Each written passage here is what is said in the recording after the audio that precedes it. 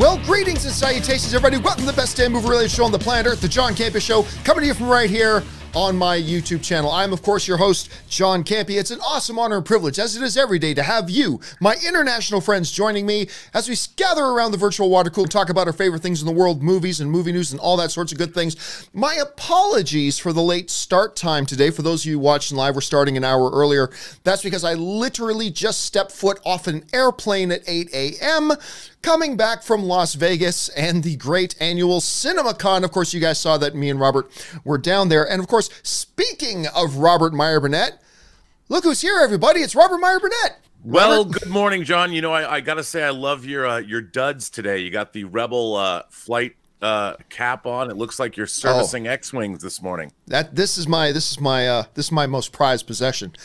Some might think it's my wife. It's my hat. Yes, not that my wife is my possession. For everybody who just got mad at me for that's not how I meant it. In the best possible way. There's no digging myself out of this. I said the wrong thing. I didn't mean it that way. Anyway, she's your cover. Just say she's your cover. She is. Yes, there you go. That's military term for a hat. Listen, guys, we are here. We are back from Las Vegas, and what a time. And you guys might already be able to tell my throat is wrecked. My throat is absolutely wrecked. I did almost a 6-hour show the other day, 5 hours and 45 minutes. And then I followed up with like a 2.5-hour show. And I started getting a little bit of the con crud. I think I was starting to come down with a little bit of the con crud because you're surrounded by 6,000 people. That'll happen. And I was a little bit under the weather, but I think I'm okay. I should be able to make it through the show today. But listen, we got a lot of really good stuff to talk about here today. But before we get into our main topics, we're going to go off the top with this. Now, of course, a lot of people are talking about the Marvel MCU right now. Obviously, we've got Captain Marvel in theaters right now, just crossed the $1 billion mark. And so that's happening there. Of course, we've got Endgame coming out and all that kind of stuff. But lest we forget, there's some other movies coming out of the MCU after Endgame. One such movie that we know is at some point Doctor Strange 2 is coming. They've gone so far as to already re-sign director Scott Derrickson, who directed the first film. He's back on board. Now, why this is interesting right now is because there are some rumors going around, and I need to reiterate very strongly, these are unconfirmed reports, okay? So these may not be true at all, but this is just what's going around. I've had a bunch of people sending me messages on Instagram and stuff like that, asking me if it's true, so I thought we would talk about it here. There's a whisper going around right now that Doctor Strange 2 is going to come out in 2020. That is actually going to come out next year. Now, there's a few pieces of corroborating evidence that would suggest that maybe there's some validity to this. Anyway, one of the really good movie websites I like reading is MovieWeb, and they wrote the following on this. What we know for sure is that Disney has planted flags on 2 release dates for the MCU, one on May 1st, 2020, and the other on November 6th, 2020. We know that Black Widow is gearing up to begin production shortly, and by the way, I found out a little something at Comic-Con that I'll tell you about in a second here, is gearing up to begin production shortly, which means in all likelihood it's going to be Scarlett Johansson's Natasha Romanoff who takes that May date. Assuming Doctor Strange 2 gets into production within the next handful of months as well, that November date seems very likely. Plus, the first movie came out in November, and that all worked out quite well. So here's the thing, Robert. There has been some whispers because, you know, Doctor Strange was kind of mentioned in some of the press follow-ups at Comic-Con. So there was a little, or at CinemaCon, I should say. Right. And that has led to a lot of people speculating now because since, you know, Scott Derrickson was brought back on officially months ago now. So that's all signed, sealed, and delivered. He's official. He had a big presence in Infinity War. We expect him to have a big presence moving forward in the MCU as a whole. And now we're hearing things like this. So at this point, Robert, do you think it's possible that that November release date in 2020 could indeed be what Marvel is holding for Doctor Strange, or could it be something else? No, you know, I think it probably is Doctor Strange. I mean, the 2 movies that we've seen them making forward progress on, like you just said, they signed Scott Derrickson back, and the Black Widow movie's casting. So yeah. I'm sure Black Widow is going to come out in 2020 in November because they have, look at the pre-production time they've got. I mean, we're a long way from November of 2019. They have a year and a half. That's plenty of time. to get Yeah. Doctor Strange 2 in the theaters. Now, if they do, then we're talking about following Endgame, Spider-Man Far From Home, to be followed by a Black Widow movie, to be followed by a Doctor Strange movie. Does that kind of progression make sense to you? Or do you think they should be giving priority to some other films like that right now? No, I think, look, Doctor Strange has become a really important character in the MCU, especially in Infinity War. I'm sure, Johnny might not ever come back from the snapping. You never know. Of course. Yeah. He's dusted, dude. The Eye of Agamotto could be gone forever. We don't know. But I think that, I Doctor Strange 2 and Black Widow, first of all, we're getting a new movie with Black Widow, even though it's an old character. We've never seen her in her own solo film before, so that's exciting. And I think Doctor Strange 2 would be a fine addition because I love the first one. And I think Benedict Cumberbatch has really come into his own, especially in Infinity War. He's vital to the success of the universe. The character really did take a major step up. I mean, I loved Doctor Strange a lot, but the character took a major step up, kind of flashing his leather a little bit in Infinity War to a great extent. I actually contend he probably did the best, not counting Thor, who knocked out Thanos in one shot, but I contend that Doctor Strange probably held his own the best against Thanos out of everybody. But, I mean, here's an interesting thing I want to share with you, Robert. So I'm at CinemaCon. It's the waning days at CinemaCon.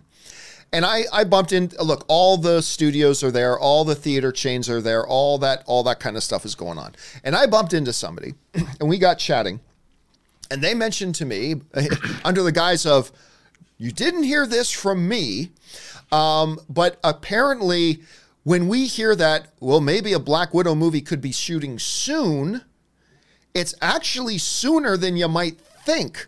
What I have been told is that mid-May is when they're going to start shooting Black Widow, which, I mean, look, we all knew it was going to be relatively soon, but I've been told pretty definitively that it's going to be mid-May. Like a month and a half from now, they're actually going to be in front of the camera starting rolling. That's a lot sooner than I expected. Can they spin up a Black Widow movie like this fast? Well, it's funny. I heard a similar thing, but I heard that it might be shooting actually in Pinewood, or somewhere in England, and instead of Atlanta.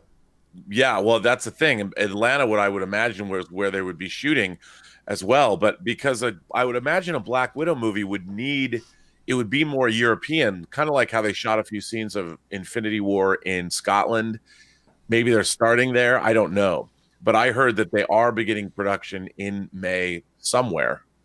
So that makes sense to me.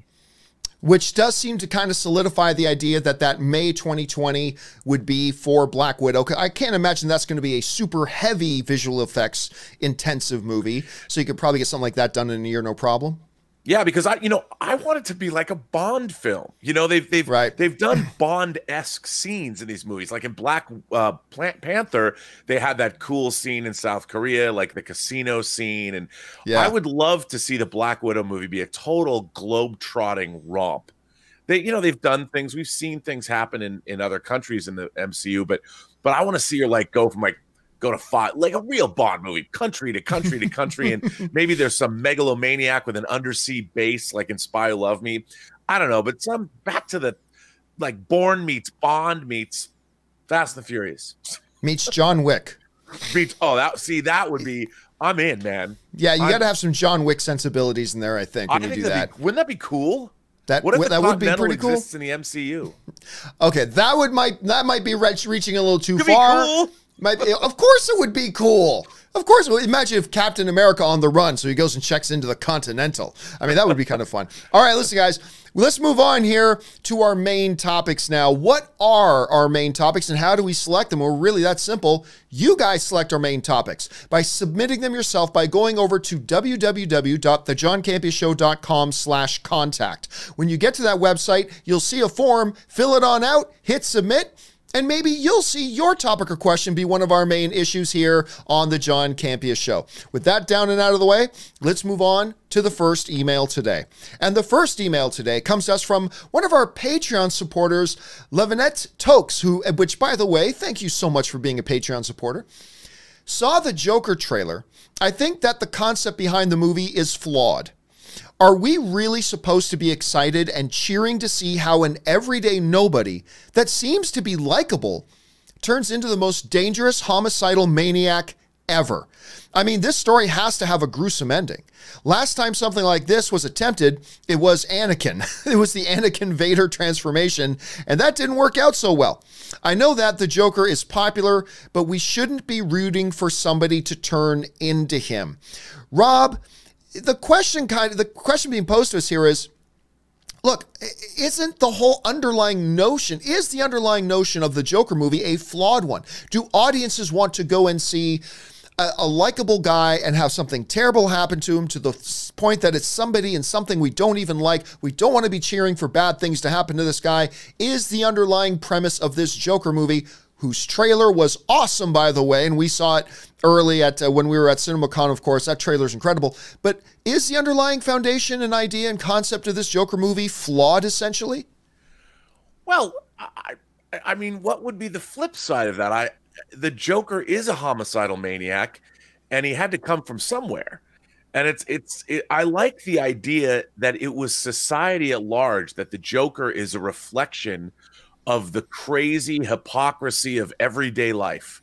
You know, we think that America is the greatest country in the world, but on the other hand, we have so much inequality here. We have our natal death rate, or our prenatal death rate. Kids die more in this country than anywhere else in the westernized world. We don't have education. I mean, there is a core that is rotten here, and that's what this movie is reflecting. And I think that it's absolutely proper fare for a film. And after you and I saw that trailer, I'm like, I'm in, man. This looks bananas.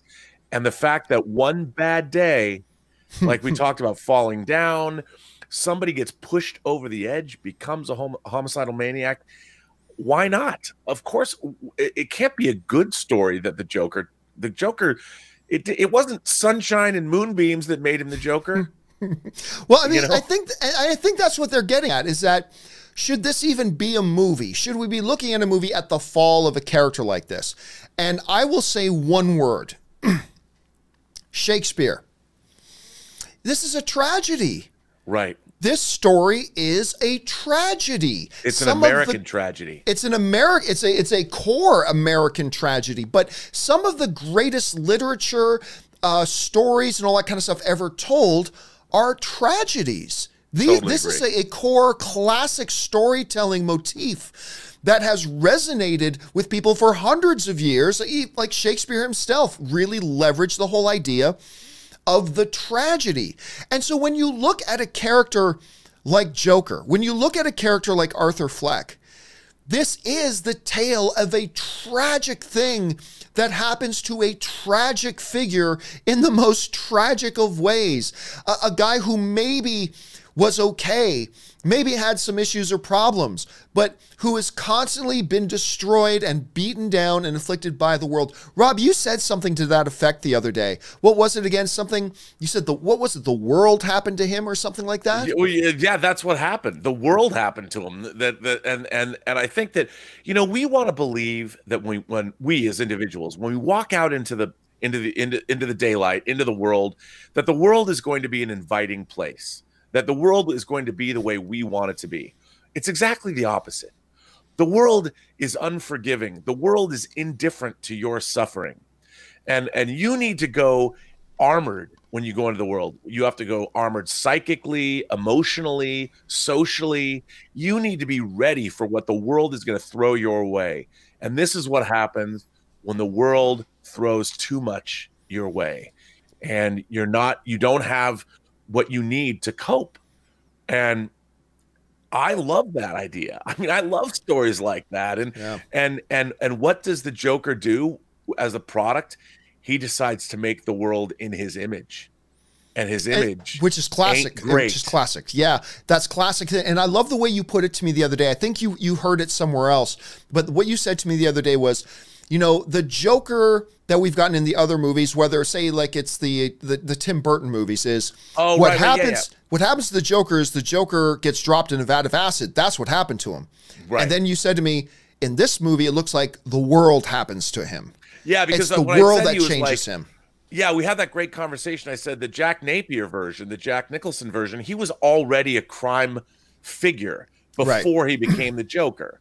And we don't know what happened with Heath Ledger's character, but he sort of represented chaos.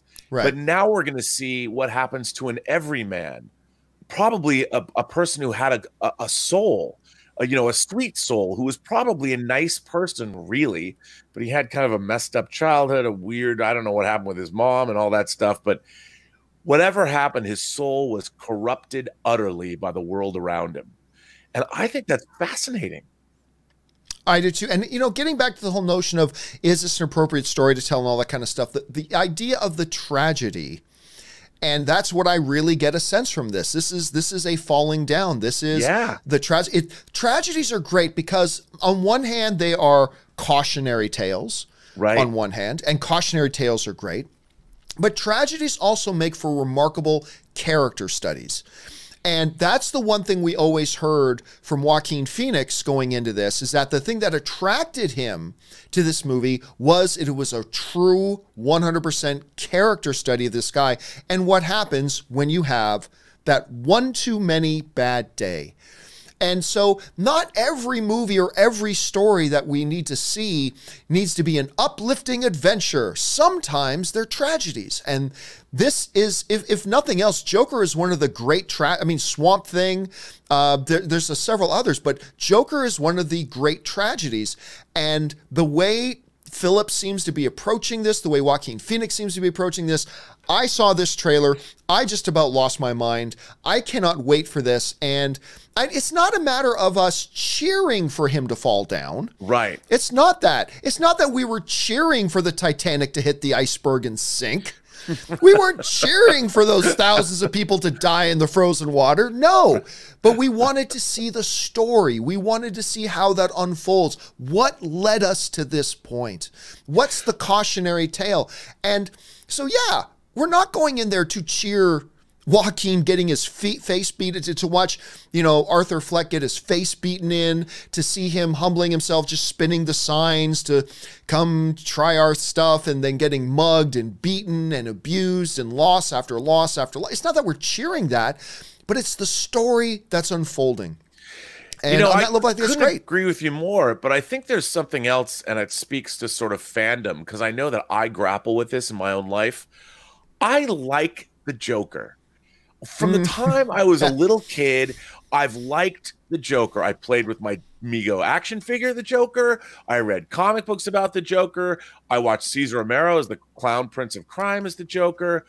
But the Joker is a homicidal maniac. He kills people, just like Hannibal Lecter eats people. But when we have to come to grips with the fact that we like the Joker, but then the reality of the Joker slaps us in the face, as a fan, it gets a little weird.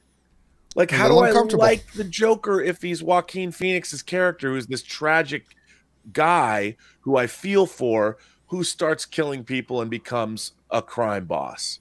I know how it happened to him. I want to like the Joker because I have my whole life. But this Joker is not Cesar Romero, and it's certainly not the Mego figure I used to play with as a kid. This is the real world Joker. And there are people who love Thanos, and there are people who love Vader, and there are that's kind of the conundrum we find ourselves in, right? But the bottom line is, the story is a tragedy, and tragedy stories are worth telling, and I think that's why we're really excited about it. I am. All right. Let's move on to our next email today. And our next email today comes to us in the form of Jack Page, who writes, "Hi, John. Let me try that again. Been a big fan of yours since the AMC days. Do you think John Favreau has a chance of Best Director award for The Lion King? He should be talked about more as he's made some great movies." All right. Thanks a lot, Jack. And John Favreau is on a bit of a roll, to say the least. To say the least. Now, look, let's be honest. He has made such films as Zathura, which was not so hot. But it wasn't bad. I thought it was not so good. He made Cowboys and Aliens, which was not so good. I was at the world premiere for that, sitting like 2 seats over from Favreau. And I'm like, oh, God. I mean, this is pretty bad. It was pretty bad. But those things notwithstanding, he's also made some really great films. Like going all the way back to Made. right? I can sit down and watch that movie almost any time. I'm not saying it's a great American masterpiece or anything like that, but I can sit down and watch it any time. You talk to a lot of people about their favorite Christmas movies, you're going to hear a lot of people say Elf. It's not one of my favorite Christmas movies, but oh my God, that is a movie that made an impact with a lot of people and has become a classic to a whole hell of a lot of people. Of course, then very well known for doing Iron Man, the thing that really got everything going for the MCU, and then Iron Man 2, but whatever. So, but he really got the whole MCU thing going with Iron Man. Of course, he just recently did The Jungle Book, which was an absolute triumph and ultimately what kind of led him to doing Lion King. But honestly, the other thing too is not a lot of people saw this little indie film he did that Robert Downey Jr. and Scarlett Johansson actually appear in. And that's this little film he's got called Chef, which is fantastic. If you haven't seen Chef, guys, I highly recommend you go and give that film a shot. Now, would I say that John Favreau, looking at this filmography, should have been in Best Director consideration before? No. I really love John Favreau as a director, a hell of a lot, but I don't think there was any one particular year that he should have been considered for Best Director of the Year or anything like that. As far as the question, though, about is there a possibility he could win Best Director for The Lion King? The literal answer to that is this. Every single director directing every single movie coming out this year has a chance to win Best Director at the Academy Awards. That's just the underlying answer.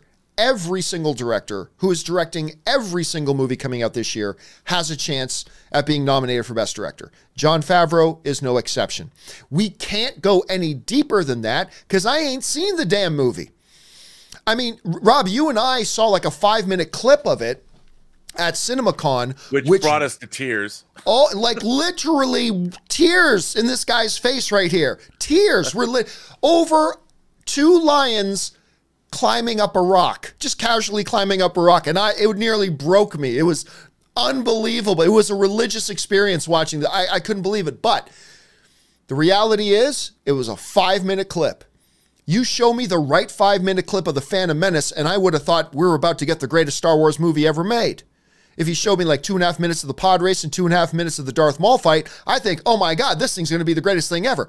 So while I loved what we saw, we got to pump the brakes, I would think, Robert, on any discussion about is Favreau, because I'm hearing a number of people already talking about it. Some very excited people seeing the stuff at CinemaCon thinking, could this be a year that John Favreau's takes? Well, come on. We haven't seen the movie yet. Right. We haven't seen the movie.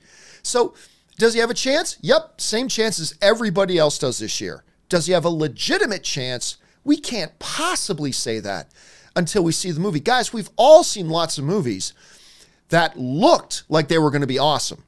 And then we saw them, and then they sucked. Lion King could be such a movie. I doubt it, but it could. But I don't know, Rob, there are some very unique challenges here that Favreau was facing making a movie. I mean, no movie like this has ever really been made. The way he is leveraging and pushing technology forward and all that kind of stuff, he used it in Jungle Book. He's advanced it even more to bring it to Lion King. And you also saw the clip, you've seen the previews, you know the story of the Lion King. What are you expecting from John Favreau going into Lion King? Well, I think, John, look, I think it's going to be pretty damn spectacular. I mean, look, I love Jungle Book. I was totally enchanted by Jungle Book, and Lion King looks to be just as good, if not infinitely better. But here's the thing I would say about that. I don't think The Lion King can be considered an auteurist vision in the sense that it's remaking the beloved animated classic, so they had that to work from. And there are so many incredible technicians that are bringing Lion King to life. And the pre-visualization department, the animators, I think it would be hard to call. I think if there was a Best Orchestrator award, Favreau might win it, but there's so many other people that are required to create this amazing vision underneath his watchful eye, of course. But man, I mean, I can't even imagine how many technicians it requires to animate these creatures and make them. I mean, I was like enchanted. But how many people took to do that? It was astonishing. I can't wait to read the Cinefex article. 'Cause, man. But couldn't you say though, Rob, like when you mentioned like there's a lot of animators, can't you say the same thing about ultimately every movie, the director is a conductor of hundreds, if not thousands of artists and tradespeople and whatever, all falling in line behind one person's singular vision, and they got to coordinate the efforts of all those people. I mean, look at James Cameron. He basically did Dances with Wolves in space. And we're talking about Avatar, and I like Avatar very much, but it was basically Dances with Wolves in space. Actually, where I got that phrase from was James Cameron himself. It was Dances with Wolves in space with a lot of CG and animation, with a lot of animation, and he got nominated for Best Director. But you know what? But everything in Avatar was original. I mean, the story was classic. But no, I mean, original? Look, the way they designed every blade of grass on Pandora. Here's the thing. The actual inciting vision from Lion King comes elsewhere. It really is sort of a reimagining of a previously existing property. If this Lion King was 100% original, I'd say absolutely. But The Godfather came from the novels. But nobody saw. Original. I mean, you actually have you have shots. We recognize certain shots in this movie. There's a lot that came from, and the whole conception of it, the characters. He didn't even recast James Earl Jones. And it's so there's a lot in this movie that's being drawn from something that previously existed. More so than I don't know. Look, I think, like, I see where you're coming from with that, but there's a lot of movies today, and some of the more celebrated movies of all time came from something that previously existed. Hence that we have an adapted screenplay thing. Like, to me, it's about wherever the director gets their tools from. How does the director execute the vision using the tools at their disposal, whatever those tools may be, to create a final product that captures the imagination of an audience in such a way? And I think if you can do that... I mean, Beauty and the Beast was nominated for Best Picture, but the live-action Beauty and the Beast was a reimagining of the original Beauty and the Beast, and it wasn't a reimagining the way that John Carpenter's The Thing was a total reimagining of the original short story, Who Goes There. It was wildly different from the original The Thing from the 50s. So I would have a hard time because this Lion King has a previous vision that it's hanging its hat on. But you just proved my point for me, because the Beauty and the Beast thing wasn't all that great.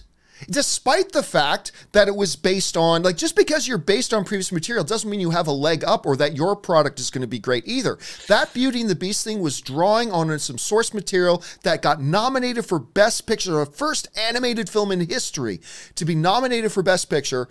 And they couldn't execute. I mean, it wasn't a bad film. It wasn't a horrible film. I got a little bit of enjoyment out of it. I got a bit of a kick out of it. But it was nowhere near a great film or a really good film by any stretch of the imagination. I propose that the challenges a director faces to make something that is based on pre-existing material in such a way that people will receive it well is almost greater than those who come with original material, because there's not a pre-existing bias and a pre-existing imagery and pre-existing notions that these directors are going to have to confront against. John Favreau faces a major hurdle, and that's that, yay, everybody loves Lion King, but oh shit, everybody loves Lion King. If you don't execute it like the way... Like, we were all willing to let Beauty and the Beast slide. We just let it slide. Okay, you didn't execute it. Fine, move on. You screw up Lion King, there's going to be hell to pay. There's going to be hell to pay if you screw up Lion King. It's kind of like Rian Johnson stepping in and trying to do a Star Wars movie, right? I don't know. I just feel like... My dog hates the idea that somebody would screw up the Lion King. He hates that idea. How dare you? How dare you? But, I mean, I just think if Favreau can pull this off, there's precedent that other people were not able to pull it off, despite having the resources and the mechanism and the machinery of Disney behind it before. If Favreau can and deliver a movie that people walk out of having the time of the year in, I think he gets the Best Director nomination. I mean, we've seen that sort of thing happen before. I think it can happen here. I don't know. But again, it all comes down, Robert, to whether the movie's any good. And frankly, from what we saw, it looks incredible. I just think that it does look great. That it's just too much of based on something from a previous. It's not reconceptualized enough where you have to share credit with the original animators from the original animated film. It wasn't different enough, I don't think. But I haven't seen it. Even the still got to bring it to life. Actors. Well, one, because that's what the audience wanted. Because the audience. Right. I mean, there was no piece of news that got a bigger, warmer reception around this movie than when they announced that James Earl Jones was coming back to do the voice of Mufasa. I mean, we all liked it, right? And then it got us all thinking, thing ever. Maybe Jeremy Irons will come back and be Scar. And I love that they got Chiwetel Ejiofor. And I'm actually really happy that they just stuck with James Earl Jones. But I don't know. It's going to be interesting to see. All I know is that discussing Jon Favreau getting Best Director stuff at this point is premature, to say the least. I agree. Let's see how we feel when we walk out of the film. Interesting. Maybe it'll be philosophical debate we were having, though. Indeed. We could do a whole show about this. We could do a whole series of shows about this, sir. All right, let's move on now to the third main topic today. And the third main topic today gets sent in to us from another one of our Patreon supporters, Angry Irish Benjamin. And Angry Irish Benjamin writes, "Hey, John, you may have seen this online already, but apparently there are Marvel fans buying tickets to Avengers Endgame online and selling them on eBay for," drumroll please, $15,000. I don't know what to think about that. Do you? What Angry Irish Benjamin is referring to this is a story that this isn't fake stuff. This is actually true. Some people were able to get in and buy up a bunch of tickets in a lot of theaters and decided that, hey, everybody wants to see this movie on opening night. I can turn a tidy little profit. And they started to sell them for ridiculous prices. How ridiculous? Well, according to CBS News, tickets as high as $15,000. Now, this is not a golden throne in the middle of the most exclusive movie theater in the middle of Kevin Feige's house. This is not a special theater seat where Scarlett Johansson will rub oil on your shoulders and give you a shoulder massage while you watch Avengers Endgame. It is just a regular, average, gum on the bottom of the seat movie theater ticket that some people thought, hey, we can actually sell these for $15,000. Now, Rob, I have 2 points of view, two frames of mind when it comes to this. Number one is I have no problem in the world with the basic concept of reselling your tickets. I myself have had situations where I bought tickets to something, usually 6 or 7 months in advance, then find out, oh, I can't make it now. Okay, I'll see if I can get my money back for these things. And I've resold the tickets. At face value, maybe a couple of bucks more for my pain and hassle. What I detest is the notion of people taking tickets that other people could have bought exclusively for the purpose of creating their own market. Like, they never intended to use these tickets. It was their intention to steal these tickets before other people can buy them, so that people now, if they want these tickets, they got to come to me, and I'm going to charge them double. I'm going to charge them triple. I'm going to charge them 5,000 times more, whatever the case may be. I think there's a special circle of hell for people who do that. I remember back in the day when I was a kid, in Hamilton, Ontario, we had a CFL team, that's the Canadian Professional Football League, called the Hamilton Tiger Cats. Go Cats go. Oski wee wee, Oski wawa. Holy Mackinac Tigers, eat 'em raw. That was the big battle cry. It's a stupid battle cry. To this day, as an adult, I have no idea what Oski wee wee, Oski wawa, Holy Mackinac Tiger Cats, eat 'em raw. I have no idea what that means, but we yelled it, damn it, because we loved our Hamilton Tiger Cats. Back in the day when Tom Clements and Rocky DiPietro, anyway, I'm going down memory lane here. Okay, so, but as a kid, my dad had connections, so he could always make sure he got us our tickets. But, you know, I remember every time we would go to the game at Ivor Wynne Stadium, there would always be scalpers out front. Guys who got tickets early so no one else could get them, and now if you want to get into the game, you got to come buy them off me for an increased price. Scum of the earth. Scum of the earth. And the notion that people were, on a day when everybody was having a hard time getting tickets in the first place, the idea of some bottom feeders swooping in to take those tickets out of the hands of other potential real fans who wanted to go see it, only so they could mark up the prices and try to take advantage of other people's fandom. Oh, you love Endgame. I'm going to take advantage of the fact that you love Endgame. Give me $500 for an opening night ticket.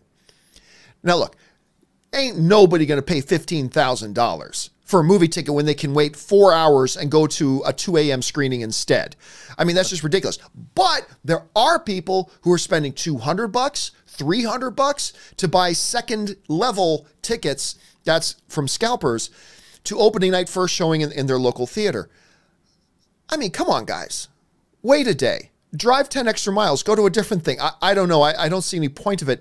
But it does kind of highlight that, like a big NFL football game, there is a desire that people want to see this stuff to the point that they're willing to pay not $15,000, but far more than face value. I don't know, Rob, you hear about this kind of stuff. What is your reaction to it? What do you make of all this? I've got 4 tickets for the first show at the Cinerama Dome. 15 grand a piece. You can have them. I don't care. I would take that money in a second. I could pay my debts. I could probably get a car. And there's a hell of a lot of Hot Toys figures I could pick up, including all of the new Thanos ones. Infinity War and Endgame figures that are coming out. But no, look, for me, it's like I've hated scalping. If I like going to concerts growing up, and I hated the fact that you couldn't just, the fans, I liked it when bands would start like through their own websites, you could buy tickets. But right, yeah. I've been preyed upon by scalpers since I was a kid. I've always hated it. I'm like, you don't even like this band. Why? You know, I understand, but it's a free market economy.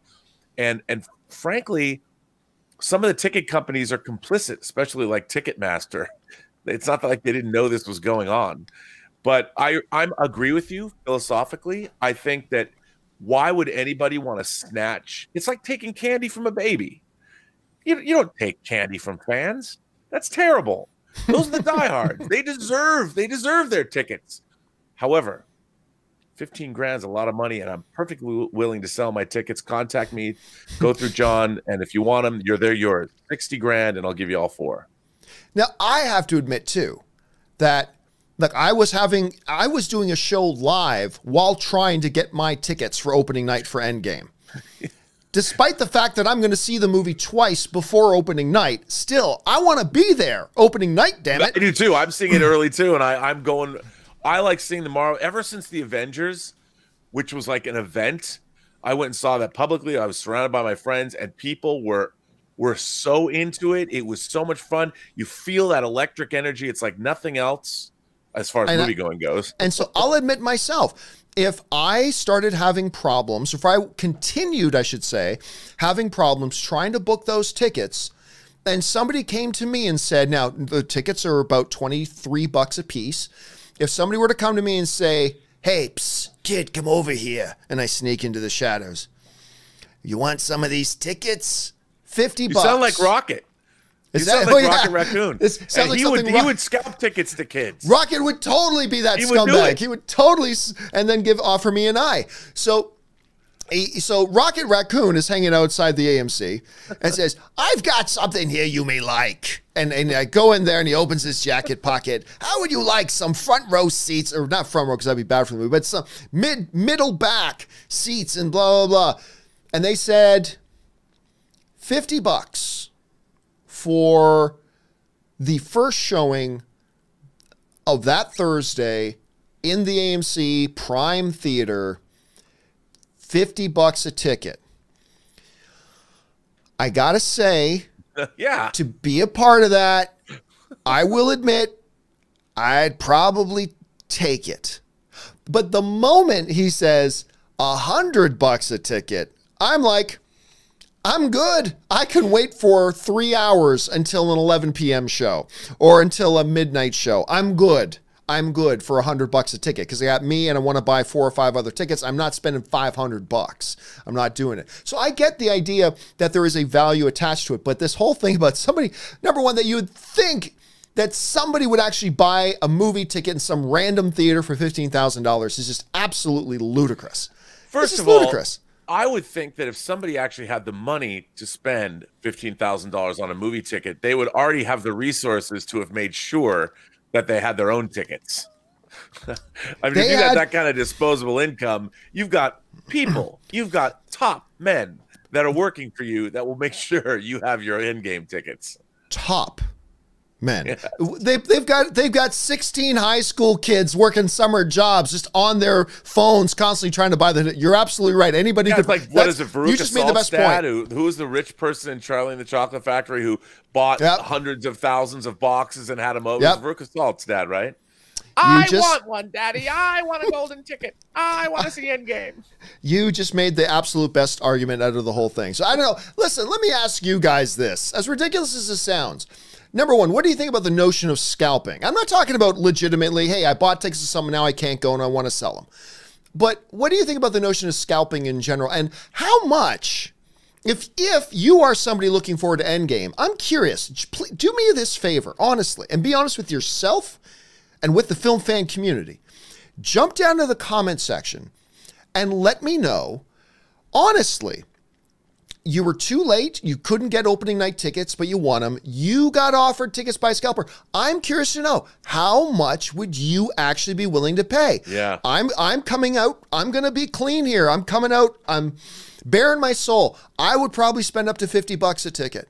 I probably would for that night. Now, fortunately, I also have people working for me in the form of Ray Ora who did go ahead and buy me those tickets while I was doing the show trying to do. So I did get mine, but I would probably have been willing to pay up to $50. What would you guys have been willing to pay to see opening night first showing in your favorite movie theater? Is it no more than face value? Is it $50? Is it $100? Ah, come on. Is there some of you who would actually pay $200 or $300 for it? Jump down in the comment section below and let me know your thoughts. All right, let's move on to topic number 4 here. And the fourth topic comes to us from James Hardy, who writes, so, extremely wicked, shockingly evil, and vile, the Ted Bundy movie is going straight to Netflix, which some of us kind of was suspecting it may. Find this concerning? Do you think it speaks to the quality of the film or the subject matter? Keep it filthy. All right, yeah, so what, in case you don't know, what James Hardy is referring to is that this movie that I, quite frankly, have been very excited to see. Number one, because it's got Zac Efron on it, and I think Zac Efron is a very underrated performer. I think he's a really good actor. But doing the story of Ted Bundy. And really confusing long title, but it's actually kind of catchy in the same time. Anyway, a lot of people were questioning, when's a release date getting announced, blah, blah, blah. Well, it played at some festivals, and it came down between 3 distributors that were bidding for it. STX Films, which has been on a little bit of a run the last couple of years. Lionsgate was interested in pursuing it, and Netflix. Well, Netflix put in the winning bid. Netflix offered $9 million for the right to be the distributor for the film, and they coughed up the cash, and now it's going there. Interesting to note, Paramount did not make a move for it. Universal did not make a move for it. Disney did not make a move for it. Warner Brothers did not make a move for it. So a lot of the big major players just decided to take a pass. So the question of, is this concerning? Well, I got to say this. I used to have this philosophy, Rob, that if a movie's going straight to Netflix, that is just a 100% declaration of its quality. It wasn't good enough to go into theaters. Just simple, plain as that. But then a while ago, I had a buddy of mine who kind of challenged me on that a little bit. And in particular, we were talking about The Irishman. Because The Irishman was a movie they tried to get picked up by the big studios, and all of them took a pass on it. And to me, that was like, well, that's a big red flag right there.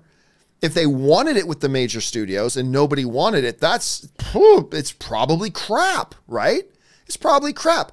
What my friend convinced me of was that, John, it may not be crap. What could be the problem here is that we could have a situation here where the movie might be great, but the studios do not believe it can make money in the theaters because there have been great movies that could not attract an audience. And let's be honest, Al Pacino is not a huge box office draw. It feels sacrilegious to say it, but it's true. Robert De Niro is not a big box office draw. It feels sacrilegious to say it, but it's true. You just look at the ongoing list of the movies, and I keep forgetting the name of that cop movie that Al Pacino and Robert De Niro did a couple years ago with 50 Cent. And I keep forgetting the name of it, but it bombed terribly. It was De Niro and Pacino together as cops, and nobody went to go see it. Even Martin Scorsese, he did that film with Liam Neeson a couple years ago, and nobody went to go see it. It completely flopped. Yeah, thank you. So what my buddy kind of convinced me of, look, this could be a situation where maybe the movie is brilliant, talking about The Irishman, but it's just maybe the big studios don't see a path where it can actually make money. And I thought about that, Rob, and I thought, you know what? There's probably truth to that.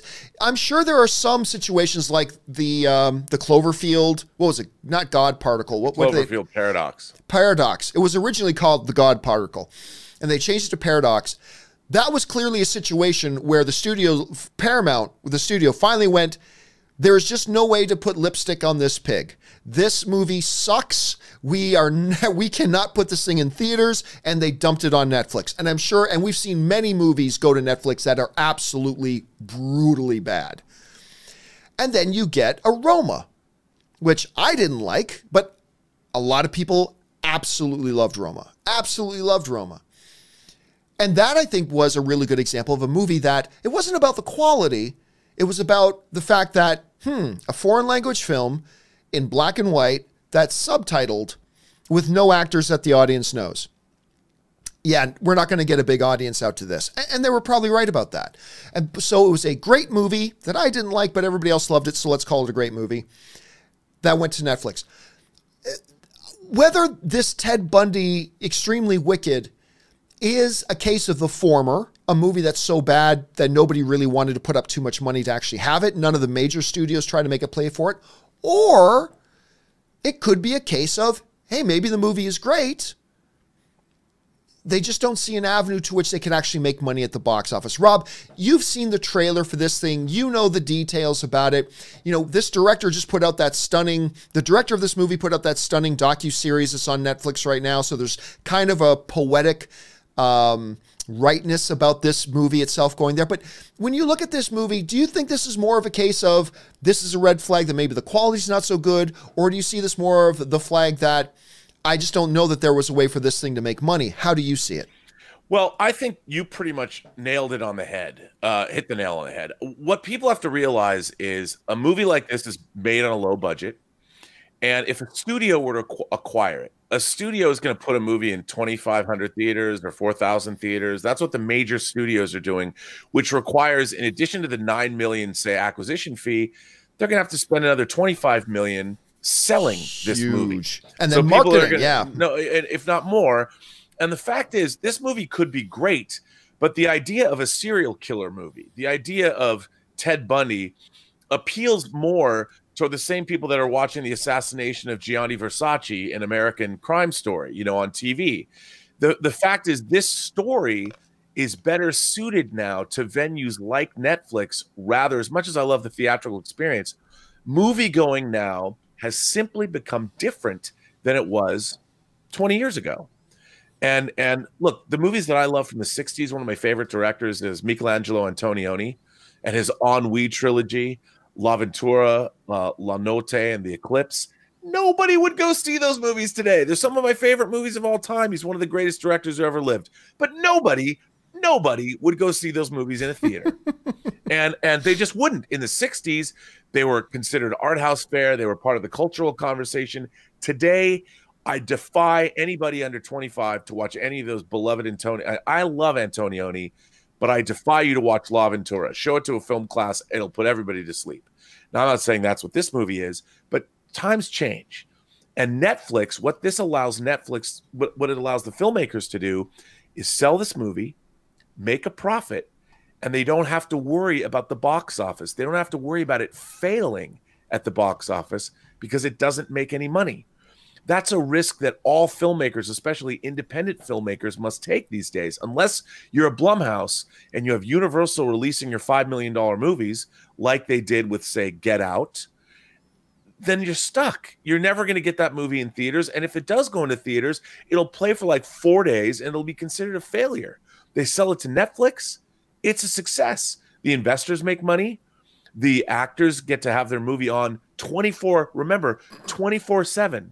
It never goes off. It's never going to go dark. This movie's going to play forever on Netflix whenever anybody wants to watch it. And that for a filmmaker is pretty great to know that it's always there. The only person and entity not making money is Netflix. And I just don't know how long this gravy train for the filmmakers is going to last as long as Netflix keeps operating at a deficit. But well, we just got our notice. Our rates are going up by what, $4? Yeah, they're going up. Substantial increase. Still good value. I mean, when you consider how much I watch Netflix every single, it's not like I watch it once a week. I agree, but they're still a pretty good deal. How many more billions of dollars a month now? And they're still going to be in a deficit. I read the report. Even with the increase, they're still going to be in a deficit. They got to get this thing turned around. How does that work? It's crazy. I don't know. They're spending like it's going out of style at this point. All right. Last question here, Rob, because then you have to Van Moose because you got important filmmaker stuff to do. I do actually. I've got a color timing session. I'm very excited. Let's get on to this, the final topic of the day, because I know you're going to be excited about this. Anthony McHugh writes, "Hey, John, huge fan of the show." Thank you so much, Anthony. All the way from Staten Island, New York. My question is, do you think Game of Thrones wastes no time and kills off a major character, or characters, by the way, in the very first episode, or they'll wait a little while? Thanks, and keep on bringing the filthy. Rob, I actually think this sounds like a simple question. I think this is a fascinating question that Anthony brings up, because in just normal fare, you would think, oh, are they going to, blow their proverbial load early and kill off one or two or more major characters in just the first episode? Of course not. Traditional ways of thinking would say, nah, but wait a minute. This is Game of Thrones that kills a lot of characters. And this is just a 6-episode season. It's not like they're going to build this up over 2 months and then start offing these suckers.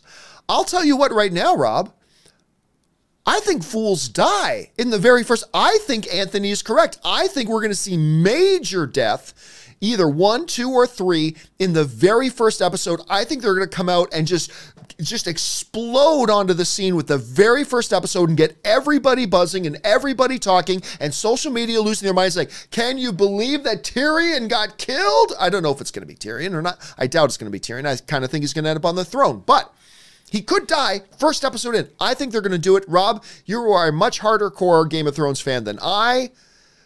When this thing kicks off, are they going to kill some fools? They're going to kill some fools because people are going to have their jaws hit the floor. I got to tell you, I don't know if you saw this. If you haven't seen this, Maisie Williams, who plays Arya Stark, was on Jimmy Fallon. And I don't want to say anything more about it. She's on Jimmy Fallon and she's discussing something. Is this one where she accidentally let something slip? Yes. See, I saw that headline and I can't help but wonder if that was staged. Well, I don't want to spoil it. Yeah, just in case it's real. Yeah. I will say that for a brief moment, I saw Maisie Williams. I felt so bad. I felt so. It's not. I just want to say it's not what it seems. But kudos to them. Kudos for Maisie Williams, because as this Game of Thrones, I was watching that and my heart skipped a beat. Kudos to her, because that was one of the greatest bits of acting I have ever seen in my life. And I felt horrific, and I also wanted to punch her in the face. But you've got to watch it. Please watch this clip. If you're a Game of Thrones fan, it's that headline that John just said. But it's worth it. Or don't watch it if you don't want to even have anything at all potentially spilled. No. You got to watch it anyway. I'm just telling you. Just watch it. Just watch it. But I think that they're gonna come out of the gate guns blazing or dragon fire blazing, and they are going to make people realize that all bets are off. No one is safe. These 6 episodes are going to be the biggest roller coaster you've ever seen, and I think absolutely. I don't know if it's going to be a red wedding, they're not going to play Reigns of Castamere or something like that. Maybe they will. I don't know. But I think I think every episode of Game of Thrones is going to be epic in some way, shape, or form. Some way, shape, or form. And it could be, and I know this is weird to think of in these terms, but honestly, it really could be one of these situations where it is a character that has been around since season 1. Oh, yeah. I know that feels weird to think of it like that. I know it feels completely odd to think in those terms. But look, I'm not kidding. I'm not going to fall out of my chair in shock if Jon Snow dies in episode 1. I don't think he will. I wouldn't bet money on that. I don't think he's going to die. I think you know nothing, John Campea. But, I mean, all I'm saying is if they did it, I'm not going to choke out along. I'm going to go, well, we shouldn't be surprised because it's Game of Thrones, right? So Dude, you're saying you think they're going to come out guns blazing and somebody significant's going to die first episode. Blazing. I think someone's going to get either fried or flayed or castrated or beheaded or hung or I don't know, but something's going to happen. All the glorious ways Robert Meyer Burnett imagines killing people. It's a inspiring thing to see. No, all right, I'd eat their fava beans with a nice Chianti.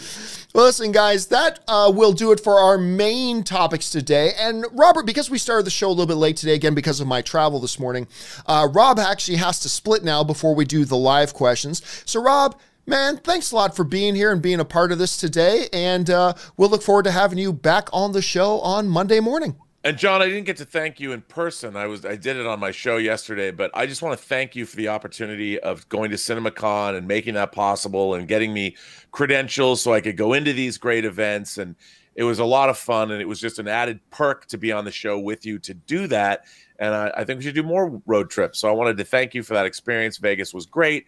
I love those studio panels. It got me really, really excited, and it was great to report on them with you. So it's my pleasure to be doing these things with you, sir.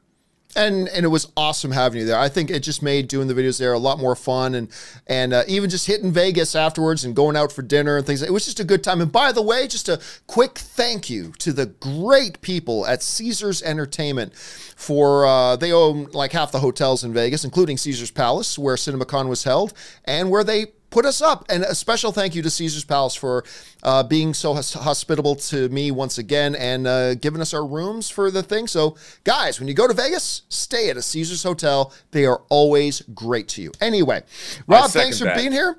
And I will talk to you on Monday, dude. Thanks a lot again. All right, sir. Bye-bye. All right, talk soon.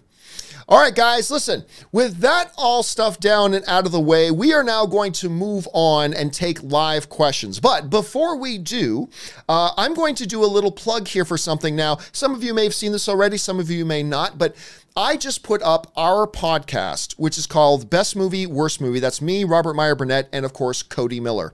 And we've got 3 episodes up right now. New episodes coming this week, of course.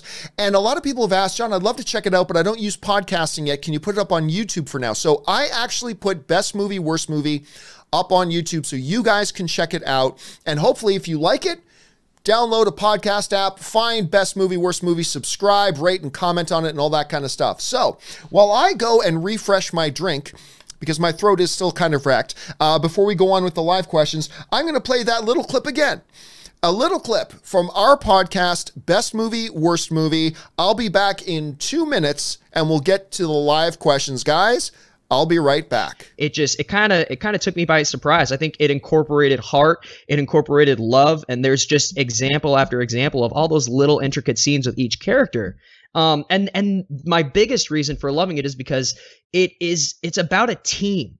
And it's about a team of people who are complete misfits, who have no business being together. And before the movie, you don't care about any of these characters. You don't know who they are. They don't matter. And at the end of the movie, you are in love with all of them. I don't know which one is my favorite. And that's the hardest part for me. It's like I can't pick a favorite character. That ending sequence where Groot essentially sacrifices himself and kind of protects all of the characters. I mean, there's just so much love in that scene. It like kind of brings a tear to my eye. It's just so, I mean, I think it's the best MCU movie strictly for that reason, because it doesn't have that superpower character that you just love and gravitate towards. It's just a culmination of all the things that the MCU does right, all the special things, all the character development, the little witty remarks, and mixed well with all the great action too. I mean, I believe it's the best. It's a strong case. It's a strong case. You're right. That caught me totally off guard. I wasn't expecting that one. All right, Robert. Floor is yours, man. Take us home on this. What's the best MCU movie? Well, I was thinking a lot about this, and my choice is a movie that I think transcends the MCU. I think that if you were to recast the film and it had characters and actors that weren't people that we knew, that it would still work and it would be a terrific film. And that movie is Captain America, the Winter Soldier. And so I think what's interesting is if you look at the first Captain America film, as Cody pointed out, it's a period piece. It's very, as I would say, comic booky. You know, you get to see young scrawny Steve Rogers be turned into a super soldier form, and you've got the Red Skull, and you have the Howling Commandos, and it's World War II and all that. But when I started watching Winter Soldier, it starts out, it could have been a Bond film. You know, this ass-kicking espionage movie where they parachute out of Captain America doesn't use a parachute, but they was jump. He wearing a parachute? No, he wasn't. they jump out of a plane, they assault a All right, boat. guys, It and that is just a little taste of our podcast, Best Movie, Worst Movie. Go check it out, download it, listen to it, subscribe to it, rate it, comment on it, all that kind of stuff. Of course, with me, Cody Miller, and Robert Meyer Burnett. All right, guys, with that stuff down, and now that I'm back from CinemaCon, my voice wrecked as it is, but let's get to some live questions. You guys have some stuff you want to talk about, so let's dive right into it. And we'll get into stuff here, going with JCL Productions writes, hey, John, what if? Thank you. You guys just won't let me alone with that whole what if thing, will you? All right, thanks a lot, JCL. The TT Gibbons writes, what do you think? Doctor Strange 2 coming 2020? Legit? Well, yeah, we just talked about that in the show. Look, I don't know if it's totally legit. Like I said, what I heard about Black Widow, I didn't get that kind of information about Doctor Strange. I'm not saying that it's not true. It very well could be true. All I'm saying is that the circumstances seem to fit the proposal. The proposal, Doctor Strange will come out in 2020. The circumstances do seem to match up with it. I'm going to tell you what, I don't know for sure. I haven't been given any insider information, but I am going to take a wild guess that, yeah, I think it's legit. It might not be, but right now I'm going to go with I think it is. JCL Productions writes, about to watch Shazam today. I'm hyped. Dude, be hyped. I love this movie. Cody Miller is, him and his fabulous wife, Allie, they're flying out from Indiana tonight to come and stay with Ann and I for a couple of days. We're going to do some recording, some new in-person recording of the Best Movie, Worst Movie podcast. And tonight, we're all going to go see Shazam together because they haven't seen Shazam yet. And I can't wait to watch that movie again. By the way, don't forget, guys, on Sunday, we're going to do our open spoiler discussion of Shazam. Make sure you go and see the movie. Anyway, I'm about to go see Shazam today. I'm hyped. Also, do you think they'll do a week ahead press screenings of Endgame or not to keep the secrets from leaking? Okay. There's information I'm not supposed to give out, but I think I can say this. This I can say. There aren't going to be press screenings a week ahead of the movie coming out. I can tell you that. I can't tell you when those screenings are going to be, but I think I can tell you that there will not be the traditional 1 or 2 weeks before a movie coming out, them having the press screenings. They're not doing that for Endgame. They are going, because Forbes, some of these media sites have shown that they can't be trusted not to give away major spoilers when seeing it early. Anyway, so they are working very, very hard to really maintain the secrecy of this film. And so I can tell you that, no, there will not be week in advance screenings of Endgame. That much I can tell you. Forbes. Anyway, okay. Luke1234 writes, where did I lose? Where's Luke go? There he is. 1234 writes, since Disney's had great success with animated to live movies, over under 8%. One of the next 6 solo Batman films will be a live Mask of the Phantasm. Nah, I'll go under on that. I mean, one of the things that is a possibility today that I didn't think was a possibility before was the notion of an animated Batman movie. I would have said the possibility of that was like a 2 or 3% chance. But with the success of Spider-Man Into the Spider-Verse, I still don't think it's likely, but I think that 2 or 3% suddenly jumps to a 15, 16, 17% chance. However, going the opposite way and doing a live action of the old Mask of the Phantasm, I don't know. I mean, look, granted, it's been a couple of years since I've seen Mask of the Phantasm. I did like the film very much, but it was very much made as an animated film. Like, I don't know that one would translate well as a live action, to be honest with you. And it doesn't seem to fit with what they're doing. So I don't think you force something like that in. You know, and if it doesn't fit with the universe you're doing, you don't change the universe you're doing just so you can force in a Mask of the Phantasm. So, look, I'm not going to say it's impossible. It's not impossible. More than ever before. Almost everything is possible these days. But I'm going to take the under 8% on that. All right. Give Luigi a ring writes. Endgame idea. 1. Tony somehow manages to fuse vibranium and Uru whilst listening to Adam Ant equals adamantium. The only slight nod to X-Men in Endgame. Endgame idea number 2. The red-white suits in the trailer are fake, and it's the Russos pointing fun at toy leaks. They look Ghibli to me. Said they laughed a lot at the toy leaks. Well, there's a couple things to keep in mind here. The number 1, no, I don't think there's going to be any reference to adamantium. Remember, this movie was already done shooting by the time the Fox Marvel deal closed. So I'll be shocked. I'm not going to say it's impossible, but I'll be shocked if there's any reference to adamantium in the movie. I really don't think there will be. So there's that. Although I do like your creativity. He was listening to Adamant at the time, so adamantium. There's some thought. As far as the red-white suits thing, no, I don't think so. Remember, the toys are based on what the studio shows them from the movie. That's how this toy process works. So no, I don't think that's the case here, Luigi. I really don't. I think that now, whether or not Tony is actually in that scene with them, some people think that might be a misdirect. Whether or not 1 or 2 other of the characters that are in the scene actually aren't in the scene and they're misdirects, that's possible. But I do believe that scene happens and that we're going to see them in those suits. Okay, Luke1234 writes, which nanotech suit is worse, Iron Man or Predator? Well, here's the thing.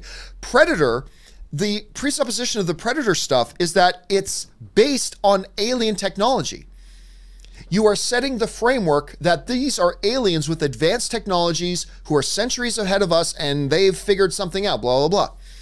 The Iron Man thing is a regular human dude who has lived and learned all of his stuff on Earth, magically coming up with magical nano powers. Like, a lot of people have missed the point completely. I've been getting messages from people saying, John, there is such a thing as nanotech. I know there's such a thing as nanotech, but guess what? What nanotech actually is and what Iron Man does with the name nanotech are completely different things, all right? Anyway, so I'm going to take the Iron Man nanotech is more annoying to me. Lee Mallinson writes, don't think studios should get box office money for A-list when there's no guarantee the buyer will even show up. Seems ripe for abuse. That's not, look, it's not the studio's problem. That's not the studio's problem. The studios didn't set up A-list. AMC did. AMC created A-list. So if you want to create a movie, like, this is where I'll side with the studio. Look, I love AMC and everything, but I'll side with the studios on this. If you want to create a movie subscription service, that's your business, movie theaters. That's your business. But being your business, if somebody doesn't show up, that's your problem. You don't get to pass that on to somebody else because the studio's going to be like, hey, dudes, we didn't create the movie subscription service. That's on you. And if you sold the ticket, if you're A-lister, registered, and blah, blah, blah, that's on you. So don't make it our problem. This is your program. This is your movie club. This is your subscription service. Don't pass the buck on to us. We didn't make it. You did. So any problems with it is your problem. And if you have a problem with people not showing up for the movies they register tickets for, that's on you to figure out. Don't pass the buck on to us. You give us our movie ticket money. I mean, that's only fair. That's only fair. If it's AMC's program, then AMC's got to deal with it. And I'm sure they figured out ways that they will deal with it. But yes, studios should get their box office money because a ticket got registered. And here's the thing. Let's say you're an A-lister. You book a ticket for Tuesday night showing of Shazam. You got row 6, seat K19. Okay, you got K19 is your seat. Okay, you don't show up. Well, guess what? They couldn't sell the ticket to somebody else. They couldn't sell the seat to somebody else. So if you hadn't booked that seat, somebody else might have been able to come in and buy it, and the movie studio would have got their money. So should the loss be handed off to the studio when it has nothing to do with the studio and it's not the studio's fault that this happened? Hey, AMC, it's your movie club, so it's your problem, not our problem. So I think that's only fair. I really do. Like I'll defend AMC a lot, but that's only fair. It is the movie theater's issue, not the studio's issue. Okay. JCL Productions writes, a scene where Rocket's klepto hand steals Thanos' gauntlet during the battle. Oh, I'll get that gauntlet. Under or over 45%. I'm going to go way under. That ain't happening. That's not happening. That's a comedy bit. Oh, I'm going to get that gauntlet. I mean, that would be a funny little thing, but he can't possibly pick up or wield that gauntlet. I don't think that's going to be possible. So no, I'm going to take the way under 45% on that, JCL. Nicholas Glenn writes, what if Captain Marvel beats Thanos all by herself? Do you think that would take something away from all the other Avengers that have built up over 10 years? Nah, it all depends on how they handle the narrative. It all depends on how they handle the narrative. Let's not forget this. Thor took out Thanos by himself. Like, everybody forgets that. Thor took out Thanos by himself. One shot. It wasn't even a fight. It was, hey, Thanos, Thor here. Boink! You're dead. It wasn't even a fight. We didn't even get to see Thor battle Thanos. It was one shot. They take aim at each other. They take their best shot at each other. Stormbreaker cuts through the Infinity Gauntlet's blast like butter and buries itself in Thanos' chest. Now, Thanos was able to get off a snap, but he lost that fight. Thor beat Thanos in one shot. One shot. So even if Captain Marvel goes into the movie and fights Thanos and wins, if she doesn't beat Thanos in one shot only, then it's still not as much of a dominant victory as Thor had over Thanos. I mean, everybody forgets that. Thor beat Thanos in one shot. So, and listen, it's not about what we did all this for the other characters. It doesn't matter what you did with the other characters. Captain Marvel has a power level that exceeds nearly, if not all, the other Avengers. That's just what the Captain Marvel character is. The Captain Marvel character is infused with the power of an Infinity Stone. That's pretty significant. And she's had these powers now for 20 or 30 years. Remember, the Captain Marvel movie takes place in the past. She's now had these powers for decades. She's probably gotten pretty good at them too. And remember this. Captain Marvel has been off having her own adventures and having her own missions and having her own dangers. They just haven't shown us those on the movie screen, but they've happened. So anyway, no, I don't think it takes anything away from anything, any more than in Justice League, when the Justice League are battling Steppenwolf and having a hard time keeping up with them. And then Superman shows up, and he can take on Steppenwolf by himself. Now, he can't deal with Steppenwolf and all the other problems that are happening. He needs the Justice League for that. They have to work together to do that. But Superman comes in and he can handle Steppenwolf pretty handily. That's okay. And if, you know, this whole notion that this character deserves this, I don't agree. Characters are there to serve the story. The story is not there. You guys have heard me say this a million times. The characters are there to serve the story. The story is not there to serve the characters. Okay? And so you don't, if the story of this has been leading up to the introduction of Captain Marvel, who has actually been around longer than any of the other heroes on Earth other than Captain America, who was frozen in ice. Like, she was a superhero long before Tony Stark was. She was a superhero long before Ant-Man was. She was a superhero long before Black Widow was. She was a superhero long before War Machine was. She was a superhero long before Doctor Strange was. Not longer than Thor, because he's been around for 1,500 years. But yeah, so even if Captain Marvel fights Thanos and beats him, that's already been done. Thor did it in one shot. So honestly, Nicholas, I don't see it as an issue. I really don't see it as an issue. And again, it's all about how does it fit into the narrative. You can't say if that happens, it will be good or bad until we see the movie and understand the context in which it happens. And if the Russo brothers and Kevin Feige have a narrative plan that necessitates and brings about that Captain Marvel at some point battles Thanos and defeats him, then I'm just trusting that Kevin Feige and the Russo brothers know what the hell they're talking about and that it'll work. Maybe it won't, but if they think it'll work, they've earned the benefit of the doubt from me at this point. I thought it worked great with Superman and Justice League. I think it would work fine here. And again, just to underlie this one more time, Thor beat Thanos without a fight. One-shot knockout. It was a one-shot knockout. The fight lasted 2 seconds. And that the whole 2 seconds was the amount of time it took Stormbreaker to get from Thor's fist into Thanos' chest. Game out. TKO. First round. Boom. So keep that in mind before we start complaining about Captain Marvel shouldn't be able to beat Thanos. Well, Thor did it in one shot. So let's just keep that in mind. Let's just keep that in mind. And believe that if the Russo brothers set it up that way, then that must be what is right for the story.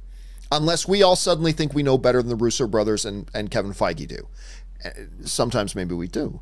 But right now, I think they've earned the benefit of the doubt. So let's give them the benefit of the doubt and see what they do with it. That's just my thought, Nicholas. So it'll be interesting to see. But I know that's a discussion that's going on a lot right now. So thanks for sending that in, man. All right. Madsif Jada writes, Joker gave me a De Niro Scorsese King of Comedy vibe. Well, I mean, there's that. There's a lot of comparisons that got made. There's that. There's Falling Down. There's, I mean, a bunch of, look, just, you nailed it. It's Scorsese. It really feels like Scorsese directed this.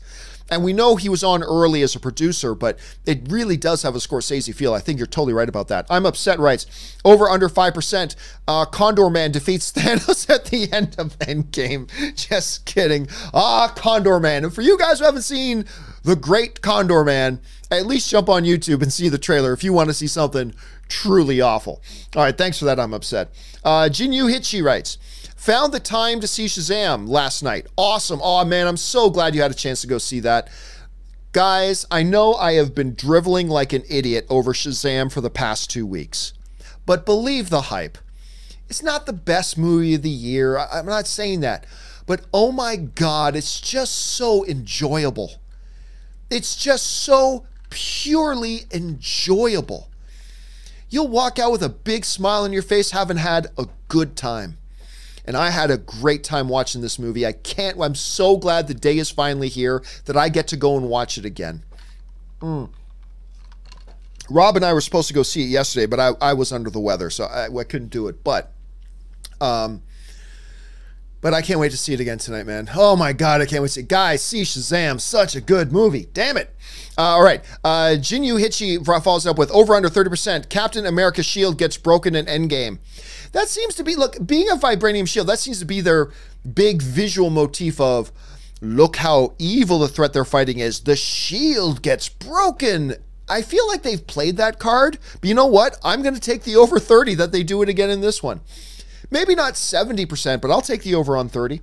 Murray Reich writes, Shazam was great. Oh, I'm glad you saw it, Murray. Had a lot of heart, laughs sprinkled throughout, and Billy and Freddie's chemistry were great. Left with a big smile. The last half hour, oh my God, the ending was great. I agree, man. Just a big idiot smile on my face, which is my normal smile, is an idiot smile, but a giant idiot smile on my face watching that damn movie, man. Just a huge idiot smile on my face watching Shazam the whole time. And it was about 3/4 of the way through the movie that I realized, why does my face hurt? Oh, because I've been smiling for 2 hours. Like literally, you're just sitting there, you just got this big smile on your face. Guys, it's just so enjoyable. Heart, it's charming, it's funny. It's just a good time. Again, it's not the greatest achievement in filmmaking, but it's just so damn enjoyable. And Murray, I'm really glad you had a chance to go check that out, and thanks for sharing that.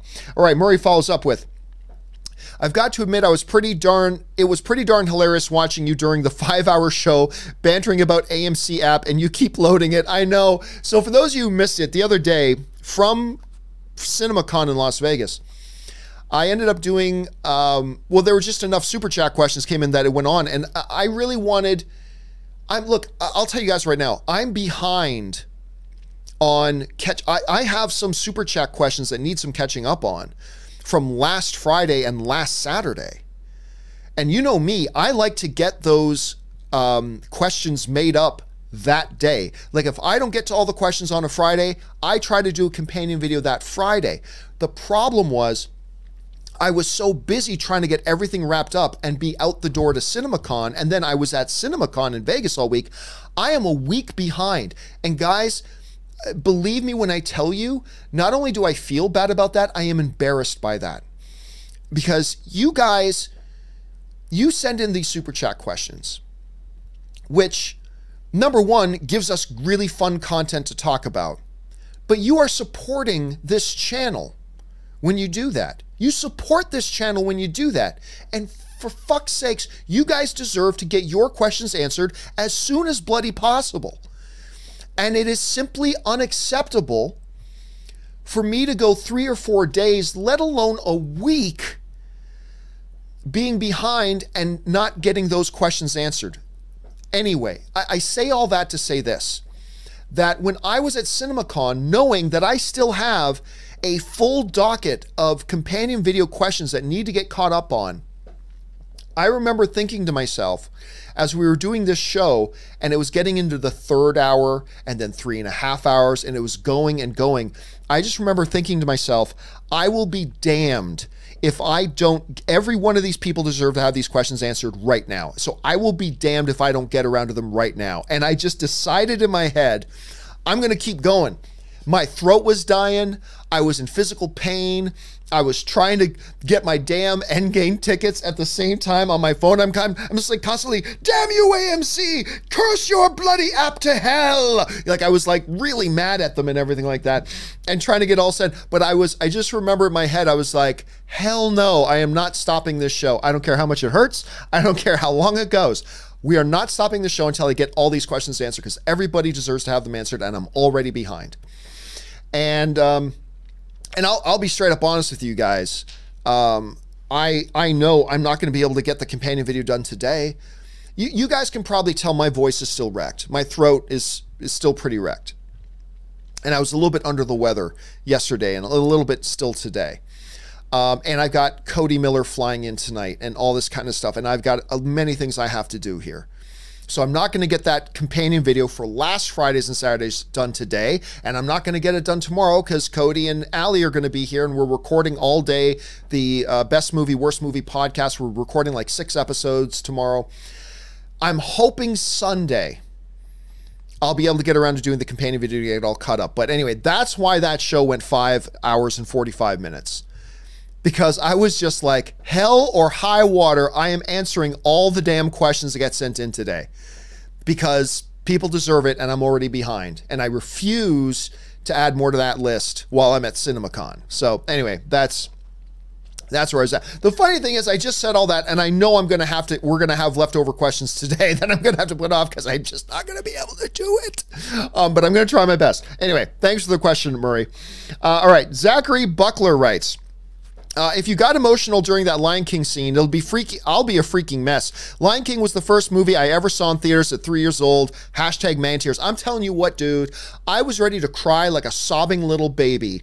Simply watching this shot of Mufasa and little Simba just casually walking up this rock so they can get to the top of this rock so they can look out on the horizon and Mufasa can say the iconic line, "Everything the light touches is our kingdom." You know, that was just them climbing up the rock, and I'm like, oh my God.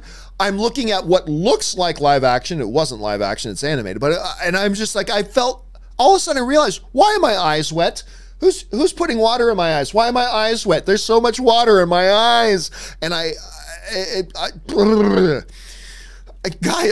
haven't felt that much emotion. Holy crap. When's the last time I felt that kind of a rush of emotion?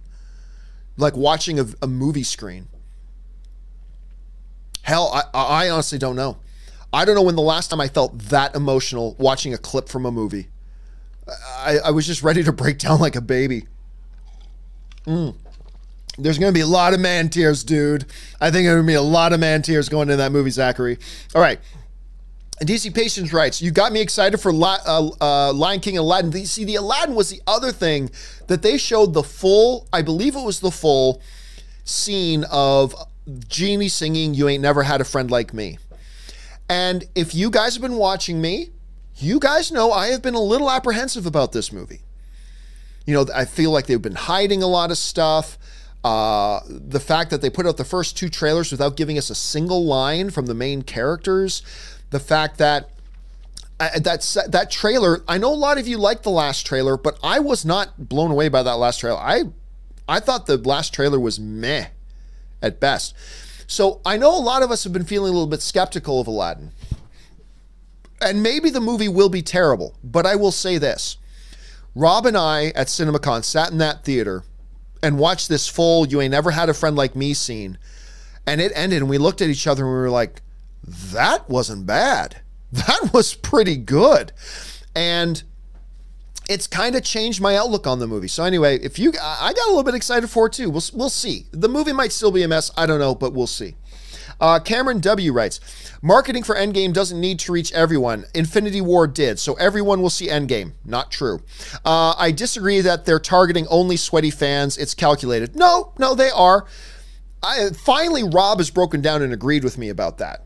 All these trailers have been made to have heavy impact on the people who are already invested in the MCU.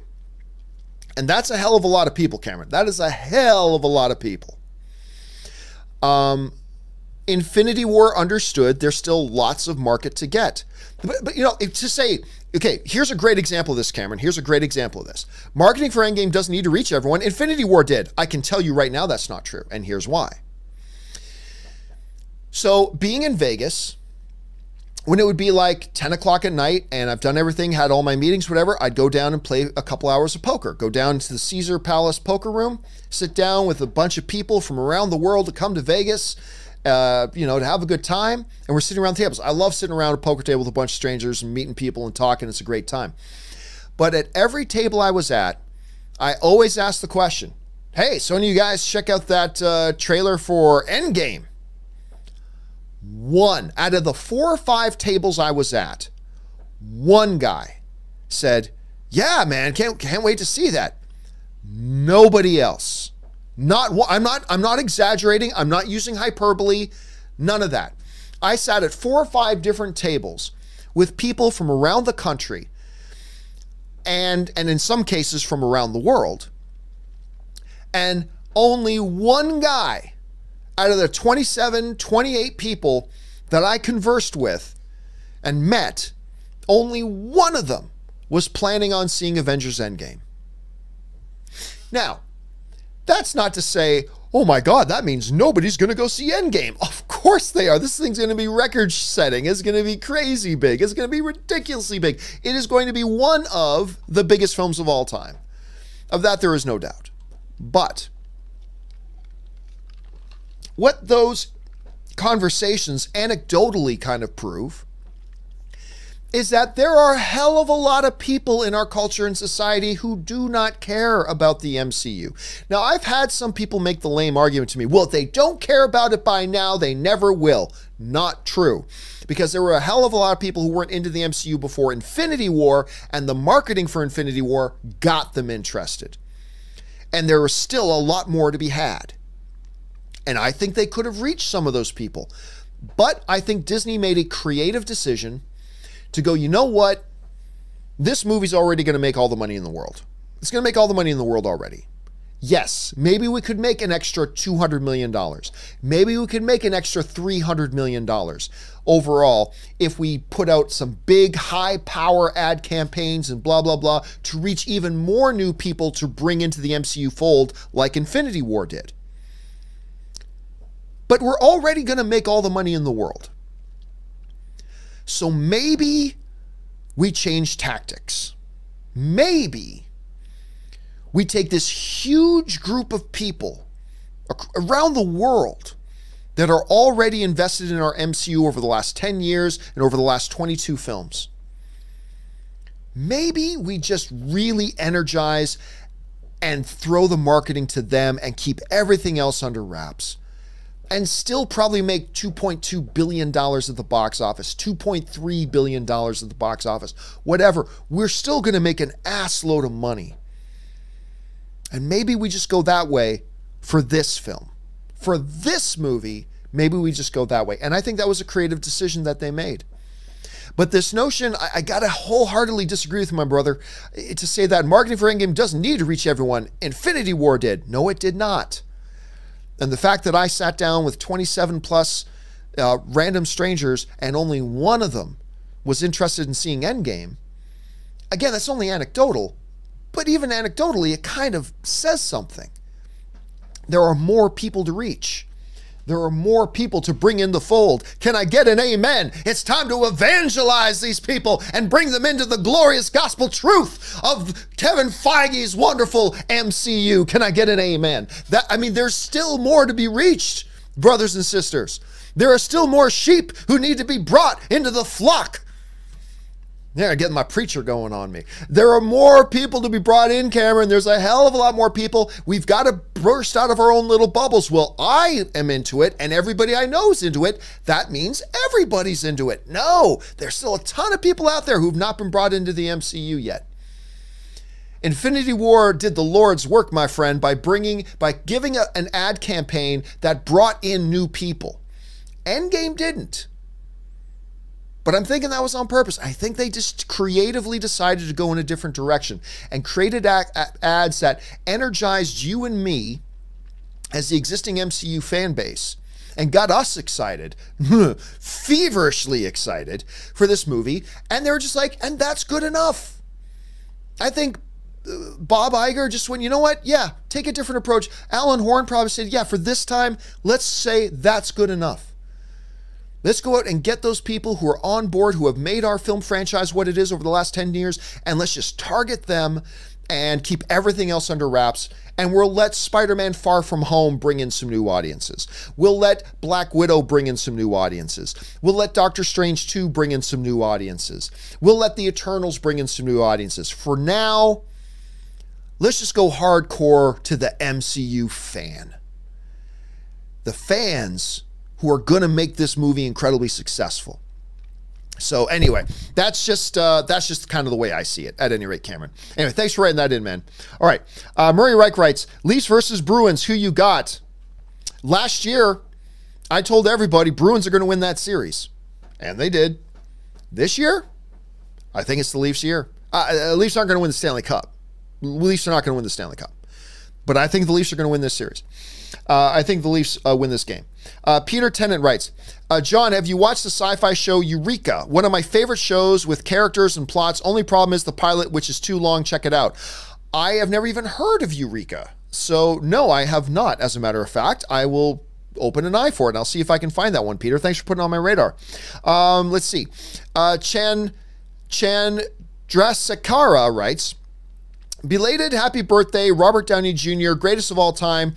Pre-2008, people looked down upon you, and now you are on the top. Inspiration for many. Without you, there is no MCU. Hashtag best hero. And yes, a definite happy birthday to Robert Downey Jr. But it should be mentioned that he was not just some poor victim that people looked down on. Robert Downey Jr. was the agent of his own downfall numbers of times. He was a jackass. Robert Downey Jr. was a jackass who did a lot of stupid things. Driving on drugs with loaded guns in his car. He was given multiple chances. He blew them and all that kind of stuff. He was a victim of his own hand. Let's be clear about this. But he is an inspiration because whereas a lot of people screw up their lives and just go, whatever, screwed it up, done. Robert Downey Jr. has reinvented himself. Robert Downey Jr., I think, can be an inspiration to a hell of a lot of people because he has shown that you can fall down, not to be cliche-ish, but you can fall down maybe multiple times, but there's always a chance to get back up. And it took a John Favreau to see and believe in him to think he could be a great Tony Stark.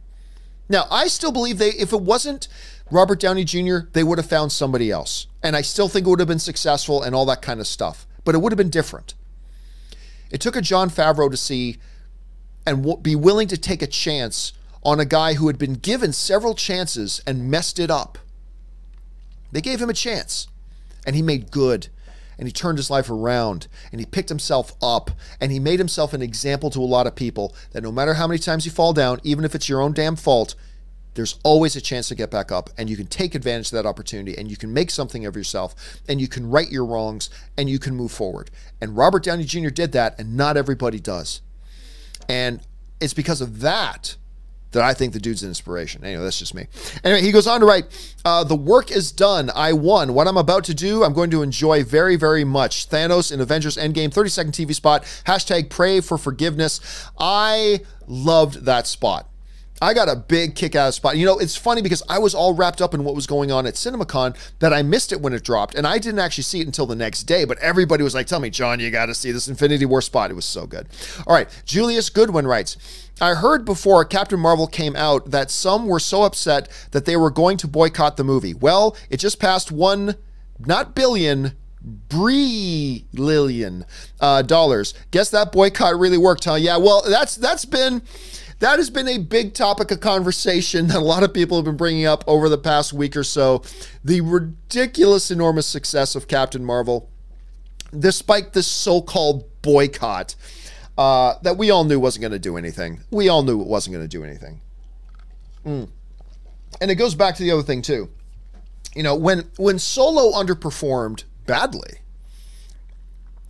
it was the same trolls that were saying, we did that because of our boycott. And I kept telling them, guys, I've been telling you for years, ever since they announced this Solo movie, that nobody asked for a Solo movie without Harrison Ford. Nobody asked for it. And I've been telling you that for years. And it ain't because of your little boycott. But they would just keep pounding their chest and claim that, no, we were successful in hitting Disney, and we were successful in striking back at Lucasfilm, and we're the ones who did that. I'm like, okay, you go ahead and believe that. Well, then they rallied themselves again for Captain Marvel, and the film crossed $1 billion. So what does that tell you? You didn't do anything. People are smarter than that, and people are going to see what is worth seeing, and they did. And just nobody was interested in a Han Solo movie without Harrison Ford.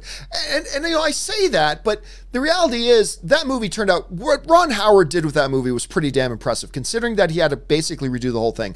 Rob and I both really like Solo. I think the movies are actually really quite good. It's a good, fun space adventure movie. Is it one of the best Star Wars movies? Nah, but it was still quite enjoyable and quite good. It's remarkable what Ron Howard did. It's crazy. But it doesn't change the fact that nobody asked for that movie. And anyway, but yep, the boycott really did work. Anyway, there we go. Shazam Chavez writes, will Stan Lee appear in New Mutants? I don't... Ooh, that, you know what, Shazam Chef, that's a good question. My first instinct was to say, nah, he won't be. Oh, but wait. That movie was done shooting long before Stan ever passed away. Holy crap. You know what? I'm going to guess yes. I can't base that on anything, but I'm going to go out on a limb, Shazam, and I'm going to guess yes. I'm going to guess that if we ever see New Mutants, and I'm not sure we will, but if we ever do, I got a feeling we will see Stan. That's a really interesting question. Anyway, Julius Goodwin writes, upset about Brie Larson's comments. I meant hashtag get life, you cussing humping rednecks. Well, yep, there you go. I mean, it's pretty, look. And look, I said from the beginning, I had no problem because a lot of people were misled. A lot of people were duped. A lot of people were deceived. Because what happened was, I had several, and I've had a number of you guys write into me. There are several people who write in who just like, because if all you heard, and this is what a lot of the troll sites were doing, they were taking a recklessly out of context one line that she said, where if you heard the one line she said and understood the context in which she was saying it, you would understand there's no story here. And actually what she's saying makes sense. But when you just take a scalpel and take out that one line and just drop that line in your headlines and in your videos, and you don't put any of the context surrounding it, it can look pretty inflammatory. And what happened was there were a lot of people who were upset, not at what Brie Larson said, but rather were upset because they got duped by these people organizing a smear campaign to present her statements out of context without understanding what it was she was meaning. And so they looked at it that, and it would be understandable that that looks like something you'd be upset about. But then I've had a number of you guys actually writing to me and saying, yeah, somebody was upset at it too. And then I read all of the stuff. And then I heard everything she said. And I'm like, oh, well, okay, that makes sense. And a lot of people realized there was no story at all. But there were just some people who, come hell or high water, want to make sure. There are some people. They're not the majority. They are a tiny minority. But there are some out there who are hell-bent, for whatever reason, to make sure women, gay people, and anybody who ain't white stays in their place. And they just hopped. So when Brie Larson said that one line, which was poorly worded, it was, but she came out afterwards and clarified what she meant by that several times, even though if you just looked at what she said in its full context, you would have understood what she was saying anyway. But once she said that line, they jumped on that like hyenas on a dead antelope. They just jumped all over that, and they made that their cannon fodder. They made that their locker room billboard mantra. They just repeated it over and over and over and over and over and over and over and over and over and over and over again until they completely convinced themselves of it and tried to convince as many other people as they could about it. The problem that they faced was that people are more intelligent than that. And people are smarter than that. And people figured it out. And then what backfired on them was all this extra interest that got generated as a result of their hate campaign and their smear campaign of their lies and their deceit and their purposefully misrepresenting what the situation was to further their own political interests and their own political agenda. The unexpected ramification of that was it just gave more attention to the movie. And it turned a brighter spotlight on the movie, and more people got interested in the movie. And now a movie that I thought was going to be big successful at $600 to $700 million actually crossed the $1 billion mark thanks to them. I'm not kidding. I really do attribute the fact that this thing got over $1 billion thanks to the hate smear campaigns, because it got a lot of people's attention, and it made a lot of people pay more closer attention to this Captain Marvel movie, and it got a lot of people excited, and it backfired. I mean, it was just a thing that backfired. And yeah, I've got some pretty strong opinions about, look, I don't care about politics. I don't care.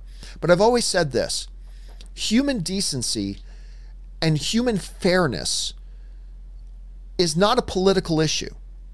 Human decency, human fairness, the basic tenets of equality, these are not political issues. These are basic human decency issues that transcend politics. And yeah, I've got some pretty strong opinions that think that anybody who isn't white and anybody who's gay and anybody who doesn't have a penis between their legs should be kept in their place. And any suggestion that they should be treated a little bit more fairly than they are, they take as great offense. And you see them jump out of the woodworks whenever the slightest suggestion is made that somebody in the movie industry should be treated with a little bit more fairness. They get their backs up and they take that as an offense. They go, how dare you, SJW, blah, blah, blah, blah. Whatever, dude. Whatever. Because it's not a political issue. It's a human decency issue, in my opinion, at any rate. But that's just me.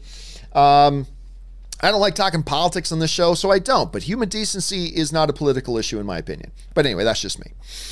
Clay Woodley writes, where's Clay? There he is. Clay Woodley writes, do you think Endgame's runtime will have any impact on its box office? Yes. I mean, like because just by nature, it can only play so many times now in a 24-hour period. The length of it will limit how many times the movie can play or a theater can play it in a 24-hour period.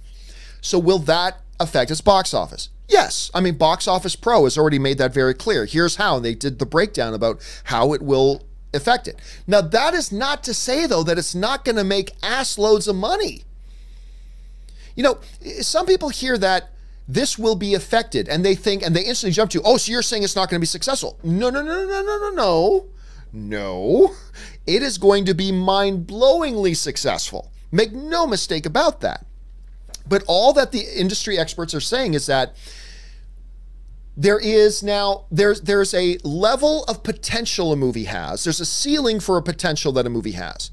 All they're saying is that Endgame's potential, particularly opening weekend, it's lowered a little bit now because of the runtime. But that potential ceiling is still probably like $280 million or so. It's still ridiculously big. All they're saying is that the maximum potential ceiling is lowered a little bit, but that maximum potential ceiling is still super stupid high.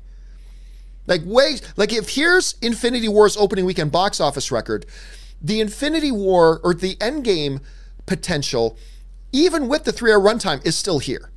The potential is still here. Maybe it could have been here if it was under 3 hours, but instead it's here, which is still stupid kind of money.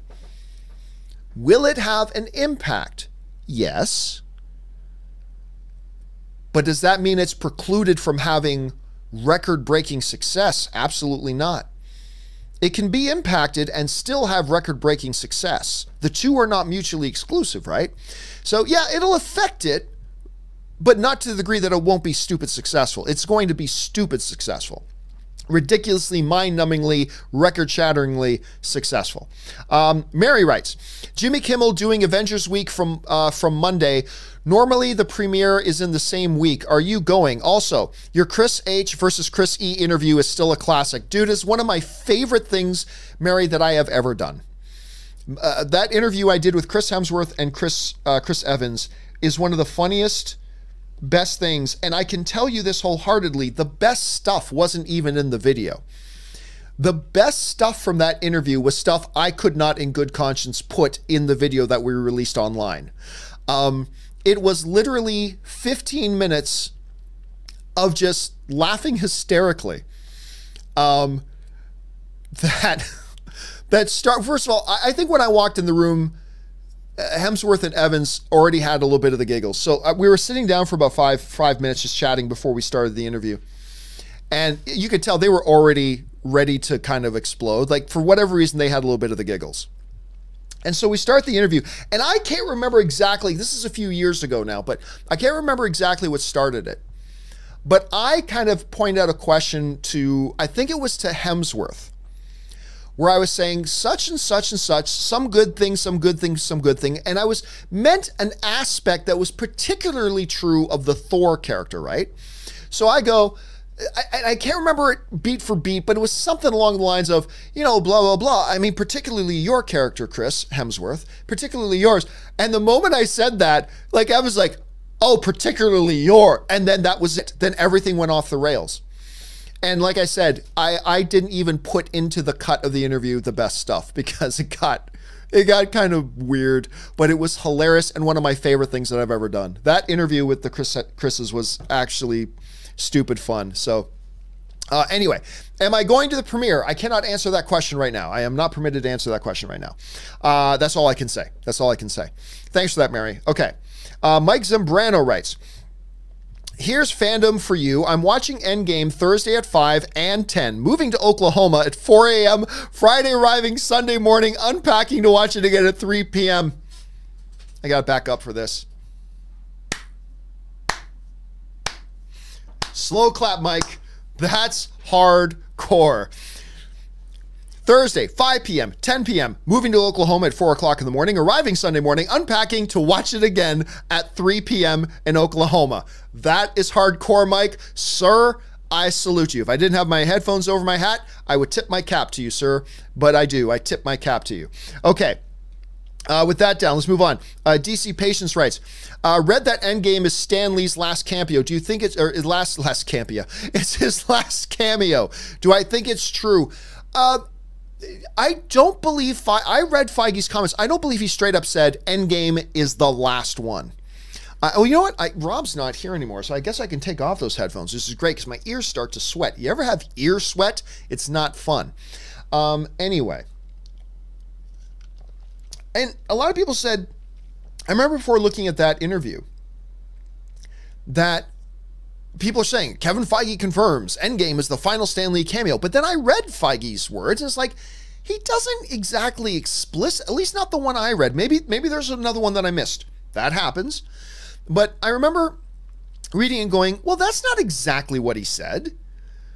And, you know, somebody just brought up, could Stan cameo in New Mutants? And my first reaction was to go, well, no. But then I'm like, wait a minute. They shot New Mutants long before he died. Why wouldn't he cameo in it? Why wouldn't he cameo in Dark Phoenix? I'm not saying he will. I'm not saying he does. But it would make sense that he does. So it's an interesting question. We'll have to wait and see. SSX Envy writes, everyone chill out. Tony is just in the restroom. Talking, of course, about the scene in the shot that we see out of Endgame. Everybody's going, including me and Rob, are like, wait a minute, where's Tony? Where's Tony? If Nebula's there and all that, and the Milano ship is there. Oh, sorry, it's the Benatar now. The Benatar's there. Where's Tony? And so, chill out, everyone. Tony's just in the restroom. I like that. That's a good response. It's also make a great tattoo. Mike Zambrano writes, watching the extended clip of Endgame at CinemaCon, how different is Captain Marvel? Wasn't too fond of her in Captain Marvel. Has she grown as a character like Tony? First of all, I am quite thrilled with the Captain Marvel character. I mean, look, I said this before, I'll say it again. I really liked the Captain Marvel movie. I didn't blow my mind, fall in love with it like crazy like I did for Civil War. But I thought it was a very good movie, and I thought it was a really good character, particularly when you understand the circumstances of the characters, and I thought they played it perfectly. It's a 5-minute clip that they showed us with a lot of characters in it, so there's only so much time for so much dialogue. So I can't really tell. You can't really tell if Thor's any different. You can't really tell if Widow's any different. You can't really tell if Cap's any different, other than the fact that he swears when he says, "Let's go get that son of a bitch." I mean, that's the only difference. And so you don't get much changed in Rocket. You don't get much changed in Nebula, and you don't get much changed in Captain Marvel because they each only had a couple of lines because it was only 5 minutes long. So how differently the Russos will use the character is yet to be seen. We're gonna have to wait for that. We didn't really get a good sense of that from it. I just know I love that 5 or 6 minute clip they showed us. I thought it was great. I enjoyed it very much. Candy Van Man writes, here in Florida, a scalper sold his Disney Spring IMAX ticket for $5,000. It's the same from both. Wait, somebody actually bought it? It's fine. Anybody can, I can go online right now and saying, look at this. It's a computer case screw. You know, the type of screw that you unscrew on the side of your computer case so you can open up the side panel. Look at this. I'm going to sell this for $30,000, right? I can do that. I can say it. No one's going to buy it. Did somebody actually pay $5,000? I find that hard to believe. I'm not saying you're a liar. I mean, if that's what you said you read, I believe it, but I have a hard time believing that story. That seems ridiculous. I mean, look, if somebody's willing to pay $5,000 for a movie ticket, what? It's not worth $5,000. I don't know. It must have been somebody that has more money than they possibly know what to do with. That's all I can imagine. Danny Phillips writes, Avengers to visit past MCU movies like Back to the Future Part 2. Well, I don't know. I mean, that's one of the big theories, Danny, that's been out there a lot, is that they will hop in and out of previous Avengers sets and scenarios. This is all predicated on a behind-the-scenes leaked photo from the set that appears to look like the New York battle scene from the first Avengers movie. And it does. It appears to be that. The one thing I always caution everybody, though, is we have had at least 5 or 6 examples where behind-the-scenes leaked photos over the years got fans super excited and buzzed and talking about different theories, but it was all wrong. A great example that I always go back to on this is Scoot McNairy, who was in Batman vs. Superman. There was a behind-the-scenes, out-of-context photo taken of him standing with green legs. So like green screen material they put around his legs.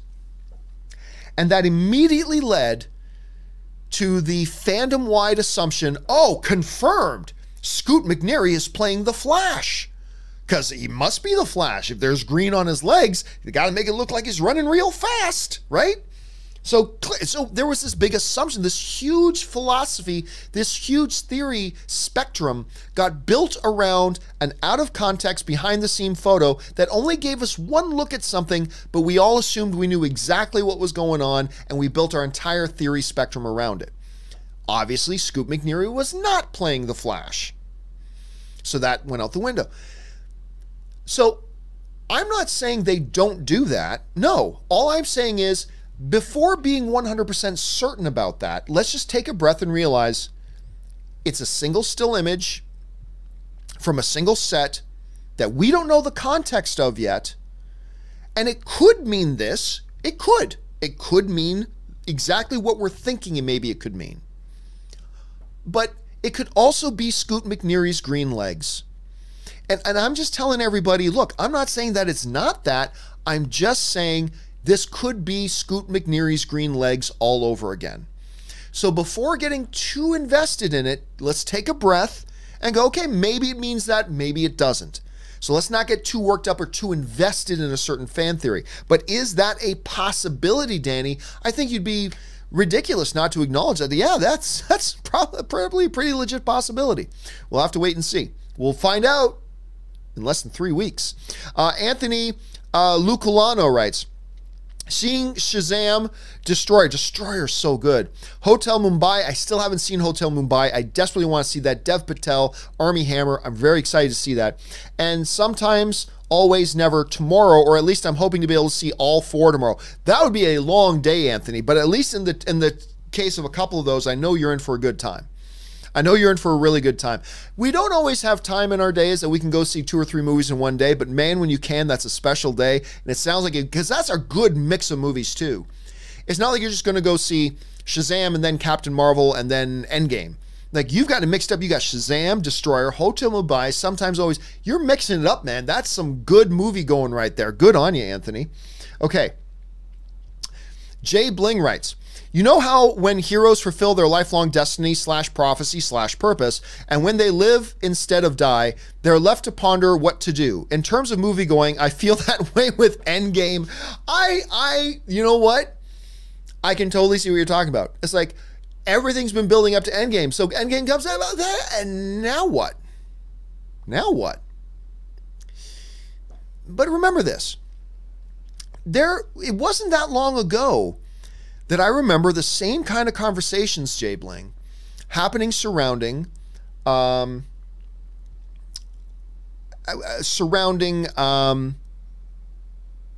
first Avengers movie. There were similar thoughts around that first Avengers. It was like everybody had waited. Like Rob talks about all the time, that we're going to see an Avengers movie. Something never thought would ever be possible. And then it happened. And then there was a prevailing thought of, what do movies do now? Where do we go? Where do we go from here? I mean, you did the Avengers. I mean, that's it. You've peaked, right? Well, obviously they didn't. Then they got bigger and better, and we got Winter Soldier, and we got Civil War. We had Black Panther, the first comic book movie ever nominated for Best Picture at the Academy Awards. We got Logan, first comic book movie ever to be nominated for Best Screenplay at the Academy Awards. And then we got Infinity War, and now we're getting Endgame. There's always something next. There's always something next. Kevin Feige, he knows where they're going with this. We'll just have to wait and see. But I get that, Jay. I totally relate, because we've had that feeling before. But the sun always comes up tomorrow, and there's always a new adventure. So I totally see what you're saying, though, man. All right, Jay Bling also follows up. I do have movies I'm looking forward to, though. Oh, yeah, for sure. And by the way, it's not just comic book genre, right? Like I keep telling my fellow comic book movie fans, guys, don't forget there are other, sometimes even better movies out there that aren't part of the comic book genre. Don't forget about those. Don't rob yourselves of some of the greatest films ever made that are coming out in our lifetimes right now. They're coming out right now.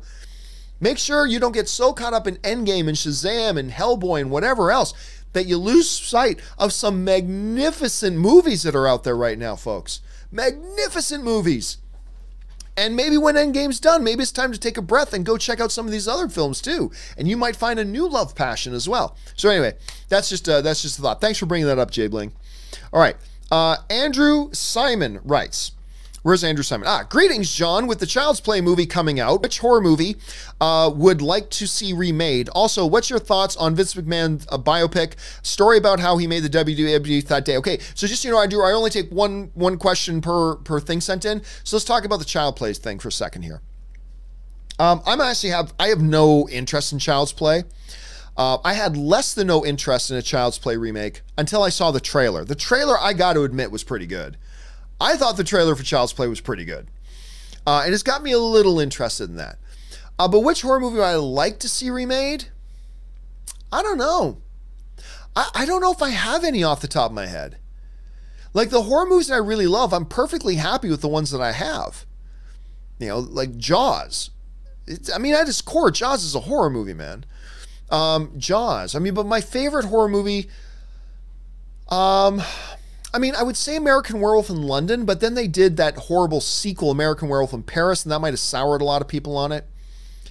My second favorite horror film, maybe ever, is The Descent.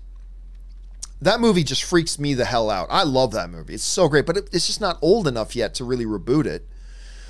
So yeah, I don't know if I've got any off the top of my head. Look, we're getting a lot of great original horror films these days. A lot of really good original ones coming. Lights Out, Don't Breathe, things like that I'm really, The Conjuring stuff. I'm just eating this stuff up. So I'm kind of happy. Like, don't get me wrong, I'm really looking forward to Pet Sematary. I really like it. But I'm really most excited about a lot of the original horror that we're getting these days. So yeah, I can't really think of one off the top of my head, Andrew. It's a great question. I just can't think of one off the top of my head. But even the fact that I can't think of one off the top of my head is kind of a testimony, isn't it, Andrew? That we are living in a resurgence right now with the horror genre.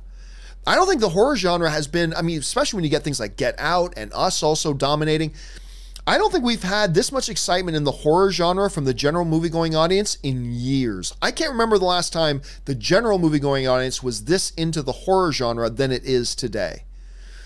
And that's a great thing. That's a really great thing. Anyway, thanks for the question, Andrew. All right. Willie GP writes, thoughts on the Shrek franchise? I love the Shrek franchise. Not all of them are great, but particularly I think Shrek, which was the one where they go to Far, Far Away. Was that 2 or 3? If it's 2, 2 was my favorite. I love Shrek 2. Yeah, it was 2. I love Shrek 2. Absolutely love Shrek 2. And then they had ones that weren't so good and everything. But you know what? Overall, the Shrek franchise puts a smile on my face, Willie. It totally puts a smile on my face. I enjoy it. Just hearing him go, donkey! It just puts a smile on my face, right? It just makes you grin. It's just one of those things. I love Eddie Murphy in it too as the donkey. I think he's great. As a matter of fact, at Universal Studios Hollywood, they've got Donkey Shack right in the middle of the park. And they've got this great animatronic donkey with some actor in there doing a perfect Eddie Murphy voice doing donkey, talking to bystanders, talking to, patrons walking by and talking to them like donkey. It's hilarious. I always stop for a second and just listen to it because it sounds so cool. Anyway, Jay Bling writes, I was joking about being an old cretin regarding going in person. I was able to see many available seats online, but couldn't buy. I went in person, and aside from 2 guys hogging the machine, no issues. Oh, I knew you were just joking about that, Jay Bling. Yeah, but it is funny how many people, like the day the Endgame tickets went on sale, and everybody was experiencing these massive crashes, these massive tune-outs, these massive problems they were having, all this kind of stuff. Despite all, so in the midst of all that, a bunch of people just said, you know what I'm going to do?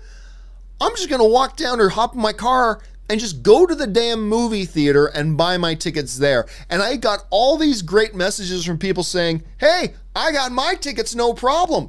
I just went up to the box office. Remember those? The box office? I just walked up to the box office and said, 4 tickets to Endgame, please. And they handed me 4 tickets. It was wonderful. Sometimes analog is better than digital. Sometimes. But it was crazy how many people were saying that they had those experiences. Meanwhile, you had idiots like me going, damn you to hell, AMC, why won't you load the damn page for 5 or 6 hours? Now, granted, I was in Las Vegas. There was nothing I could do about it. But still, idiots like me were just screaming at our phones while somebody else thought, I could scream at my phone for 5 or 6 hours like Campea is doing. Or I can hop in my car, drive 5 minutes up the road to the movie theater, go up to that old thing called the box office, and just buy my tickets. And I got so many messages from people who did just that, which I think is pretty awesome, actually. I think that's pretty awesome. Okay, anyway. Jinyu Hichi writes, what's your favorite trailer of all time? Mine is all 3 of the Star Wars trilogy special edition. They just feel as epic as the original movies themselves.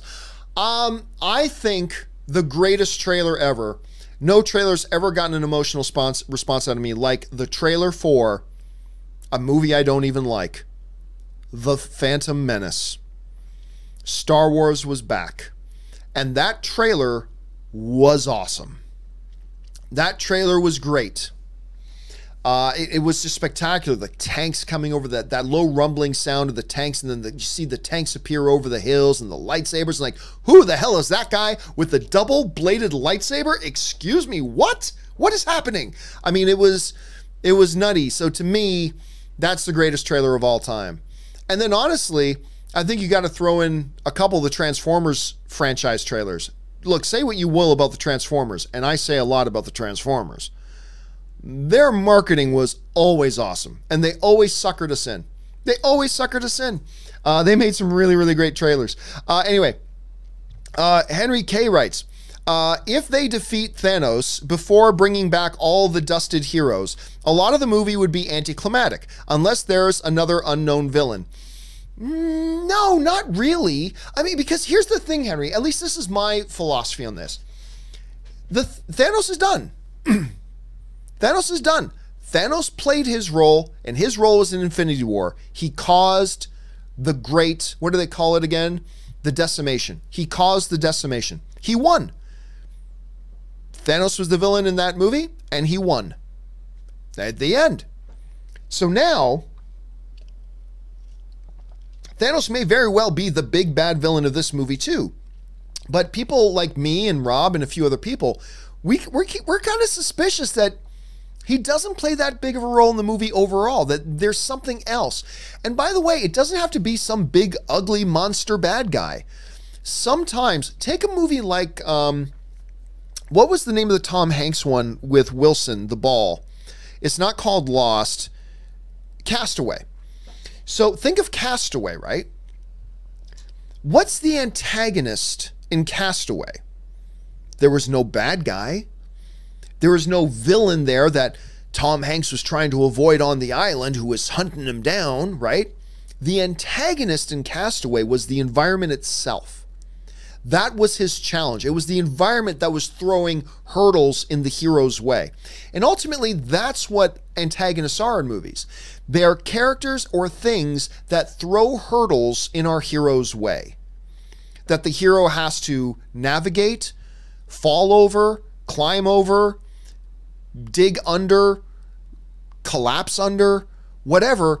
But the antagonist is that thing in your story that causes hurdles and throws hurdles at your hero, that your hero has to overcome. Not all antagonists in movies have to be a big alien monster with a super big sword. Sometimes the antagonist is a disease. Sometimes the antagonist is the environment. Sometimes the antagonist is a giant whale in Moby Dick. Sometimes the antagonist is a stormy sea. Sometimes the antagonist is on and on and on and on. I think there's a possibility here. Possibility. I'm not saying it's likely, so don't misquote me later. I'm just saying there's a possibility. I think there's a possibility here that this comic book genre that's been expanding and growing and doing new things that they haven't always done in the genre, we could get to a point where a serious antagonist in this movie is just the environment that the Avengers are now in. A world that has been hit with and suffered the effects of the decimation. And that becomes the antagonist, if you will, in many ways. That they have to overcome the obstacles thrown at them by the circumstances that they're in. Now, again, I'm not saying that's likely. It just gets the imagination revving a little bit. And even if there isn't the environment, it might be another character. So I think Thanos has ultimately served his purpose. And if they want to continue to use him at a high level in Endgame, great. But I also don't think they need to. And it's not necessarily anticlimactic because he's played his part in the story already. Maybe it's time to move on to the next guy. So I don't know. It'll be interesting to see. That's the beautiful thing here, Henry, is that there are so many freaking possibilities. There are so many possibilities, limitless options, limitless creative things that could happen. It's just nuts. And I'm so excited to find out about which of my theories were correct. I'm so excited to find out about which of my theories were incorrect. And it's the best fun thing. I just can't wait. I can't wait. I am giddy to see this movie. Almost as giddy, or just as giddy, as I am about going to see Shazam again tonight. Which, by the way, guys, go see Shazam. Anyway, thanks for the thought, Henry. Okay. Mason Wright writes, over under 50%, and It 2 trailer comes in the next 2 weeks. I'll take the over. Actually, you know, they just showed us some great stuff from It 2 at CinemaCon. They showed a great 5-6 minute long scene that involves Jessica Chastain and an old woman. That's all I'm going to say. It's just Jessica Chastain and this old woman together, and it's just wow, it just blew our minds. So with them showing us that stuff and starting to do a little bit of PR, I'm going to take the over 50% that within the next 2 weeks. I don't know that we are. I'm not basing any of that on any inside information.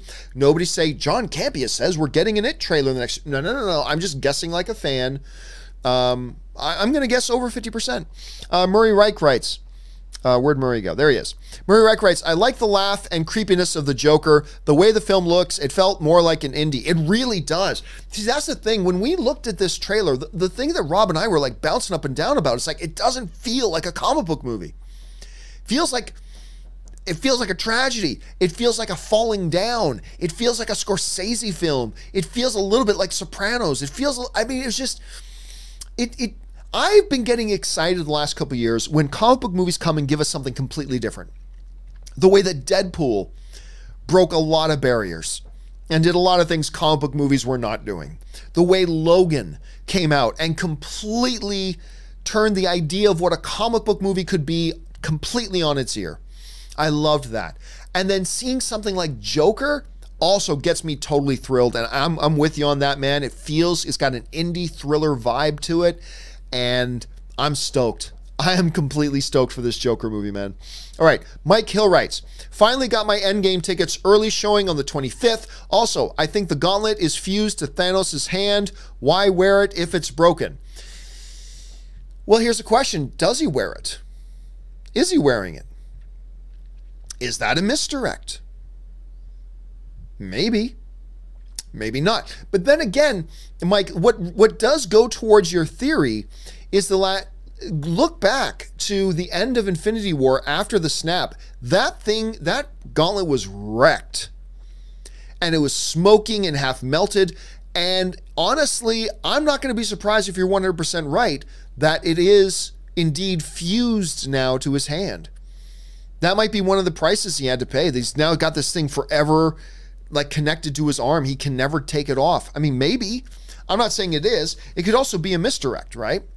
We're all about talking about what could be the misdirects in Endgame right now. So let's keep our eyes open for that. But I think there's a good chance you could be right. Doshi writes, hey, John, if your house caught on fire and you could only take one item, what would it be? For me, it's my Star Wars Steelbook Blu-rays. Ooh, well, I mean, I could get more Star Wars stuff. I already own all my Star Wars stuff on digital, so I'm good. I don't have to worry about a fire. Man, I could only grab one thing. What would it be? My computers can be replaced. I keep almost all my important stuff on Google Drive, so I'm good. Cameras can be replaced. Nothing that's expensive, because eventually, no matter how expensive something is, eventually you can get that back. Something that has real big sentimental value. You know what? I would probably go, let me see if I can get this up here. I would probably go for not this one, but this one. I would probably grab that trophy right there. That trophy is the first ever IAW TV award. That's the Academy of Web Television. That was the first Academy of Web Television award that we won. And I'll never forget, it was Dennis and I went to Vegas, which is where they held the ceremony. And it was the first time that we really we could feel the recognition that we got from others outside of AMC and outside of our immediate fan base for what we did. And it was also crazy. Dennis and I got deathly sick that weekend. I don't know if you guys remember that, but then after we got back from Vegas, I was out of commission for 3 or 4 weeks. I couldn't go to work for 3 or 4 weeks. It was nuts. And Dennis was out for a long time too. We both thought we were going to die. We were so sick. Anyway, but I think for everything this one here represents, I would probably grab this thing here. Now, the other thing is the one right beside it, this crystal one. This is the new design of the Academy of Web Television Award. This one is the one I won this past year. That would be the next thing I would grab because it's the first one I won on my own. This one I won with AMC, that one I won at AMC, and in the first year of going solo, I won the IAW TV award again. And there's something really special about that, only for very personal reasons, just because, when I started out again on my own, I didn't know if I was going to last. I didn't know if I was going to be able to pay my rent and pay the bills and actually get an audience now that I'd left, this big thing that I had built and created, and now I left it. And I didn't know if I would be able to do it on my own or survive on my own. And there was a lot of questions and there was some doubt. And I believed in myself, but I just didn't know. For that year to culminate in winning this thing, that for me very personally was very significant. So the first thing I would grab is this thing. If I could only grab one, it was that, because of all the things that it meant and it represented, and the team that I had and all that kind of stuff. That would probably be it. So everything else money-wise is stuff that can be replaced, blah, blah, blah. It's just things that have sentimental value, and that's probably the one I would grab. Anyway, so there's that. Yeah, good question, Doshi. Thank you for asking. All right. Gotta love them movies writes. Listening to you talk about the Disney panel yesterday at CinemaCon got me wondering, what are the chances that Star Wars Episode 9 might open with the 20th Century Fox logo? A lot of people have been asking that. I honestly don't think very much at all. I really don't think very much at all. Why? Because Star Wars isn't a Fox thing.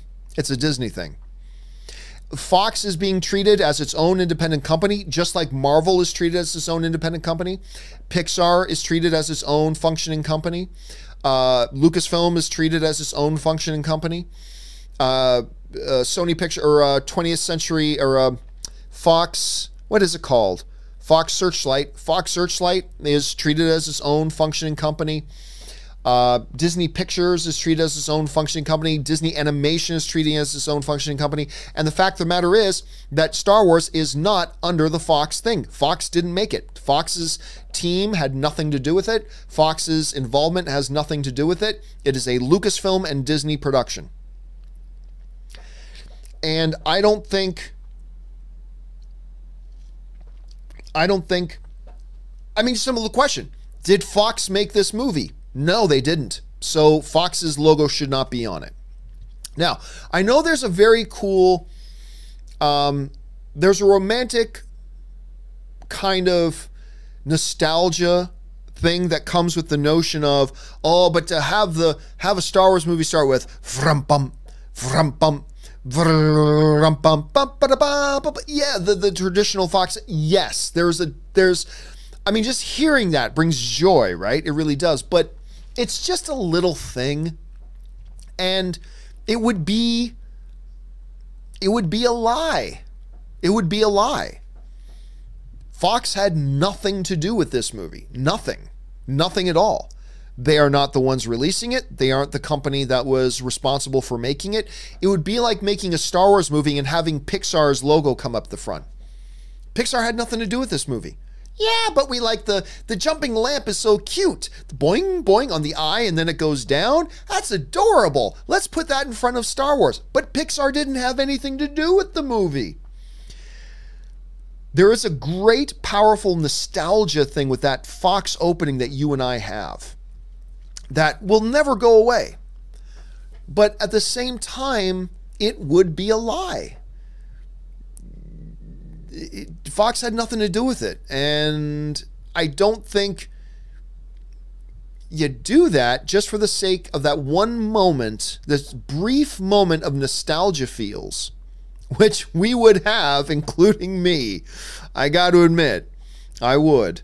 But the fact of the matter is Fox had nothing to do with it. So I honestly don't think I don't think they put the Fox logo in front of it because Fox didn't do it.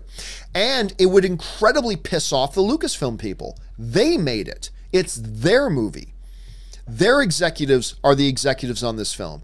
Their creative team are the ones who did the creative on this. Their worldwide distribution did the distribution. Their marketing teams do the marketing. Their directors, their filmmakers, blah, blah, blah. It's theirs. It would be a spit in the face to Lucasfilm, where you just go, we know you did everything, but we're going to put up the other company's logo just for shits and giggles, you know?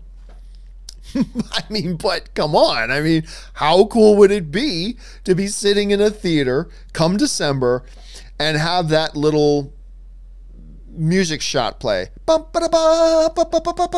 mean, it would be pretty damn cool.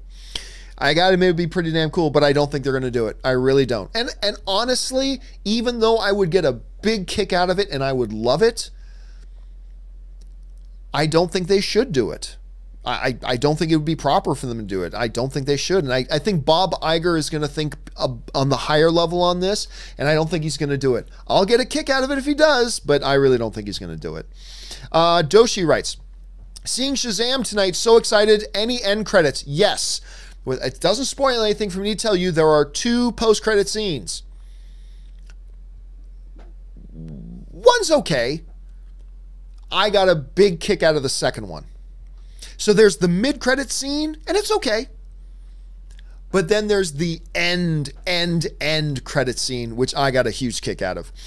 John Demoto writes, just wanted to say thanks for all your hard work covering CinemaCon. Happy Friday. 3 weeks till Avengers Endgame. So I'm not going to, well, no, I'm going to do my happy dance. 3 weeks till Endgame, everybody. 3 weeks till Endgame, and the hype is real. And Shazam is in theaters today. 3 weeks until Endgame. Shazam is in theaters right now. It is a great time to be a comic book movie fan, my friends. And we got Hellboy coming, Captain Marvel still. It is a hell of a time to be a comic book movie fan, my friends. All right, Doshi writes, thoughts about hot sauce on eggs. It's really good. I hate hot sauce. I can't eat hot sauce. Even chicken wings, I can't even get mild. I have to get just not buffalo. I have to either just get straight barbecue sauce or honey garlic. I cannot eat spicy anything, so no hot sauce on eggs for me, or hot sauce on anything at all for me, because I can't handle spicy. Because I have the mouth of, well, I'm not going to say what I have the mouth of. Let's just say it's a very tender, fragile little thing. My taste buds are incredibly fragile little things. I remember once, there was this sauce. There was a place called in Canada. There was this chain of kind of sports restaurants. It was called Filthy McNasty's. Yes, it was really called Filthy McNasty's. And it was one of the greatest names ever. And anyway, they had a sauce. One of these places where they had a sauce, and the sauce was called Endorphin Rush. I don't understand really what the title means, but whatever. Anyway, I know what endorphins are, but anyway, it was called Endorphin Rush. And you had to sign a waiver for them to bring you this sauce. So my buddies challenged me this one time. They brought out the Endorphin Rush, and one of my buddies, his name was Dave, he could eat almost anything spicy. Anything. I mean, I bet this dude could take the ghost pepper challenge. It would affect him, but I think he could do it. Anyway, he would take the sauce and go, "Whew, this is hot," and I've never seen him do that. So they challenged me, take the prong, take a fork, and take just one prong of the fork, and just dip it oh so slightly in the Endorphin Rush sauce. So the head of one prong of a fork has a little dab of it, and take it. So I'm like, okay, fine, I'll do it. Because what could possibly happen to me with one little dab of this stuff on the tip of one prong of a fork? What could it do? I put it in my mouth. About 3 seconds later, I was crying like a little baby. I was guzzling big glasses of milk. Another good thing for this is sugar. Sugar's good for that too. I was ripping open every sugar packet and packing it into my mouth. My eyes started to tear. I started sweating. And then, this is too much information, I know, but you need to hear it. Then I had to go spend about 20 minutes of quality time in the bathroom. Because that thing triggered my digestive system in ways that it was not designed to be triggered. And it was a mess. So all that, Doshi, in all of its beautiful, gory detail, is simply to say, I ain't having hot sauce on my eggs.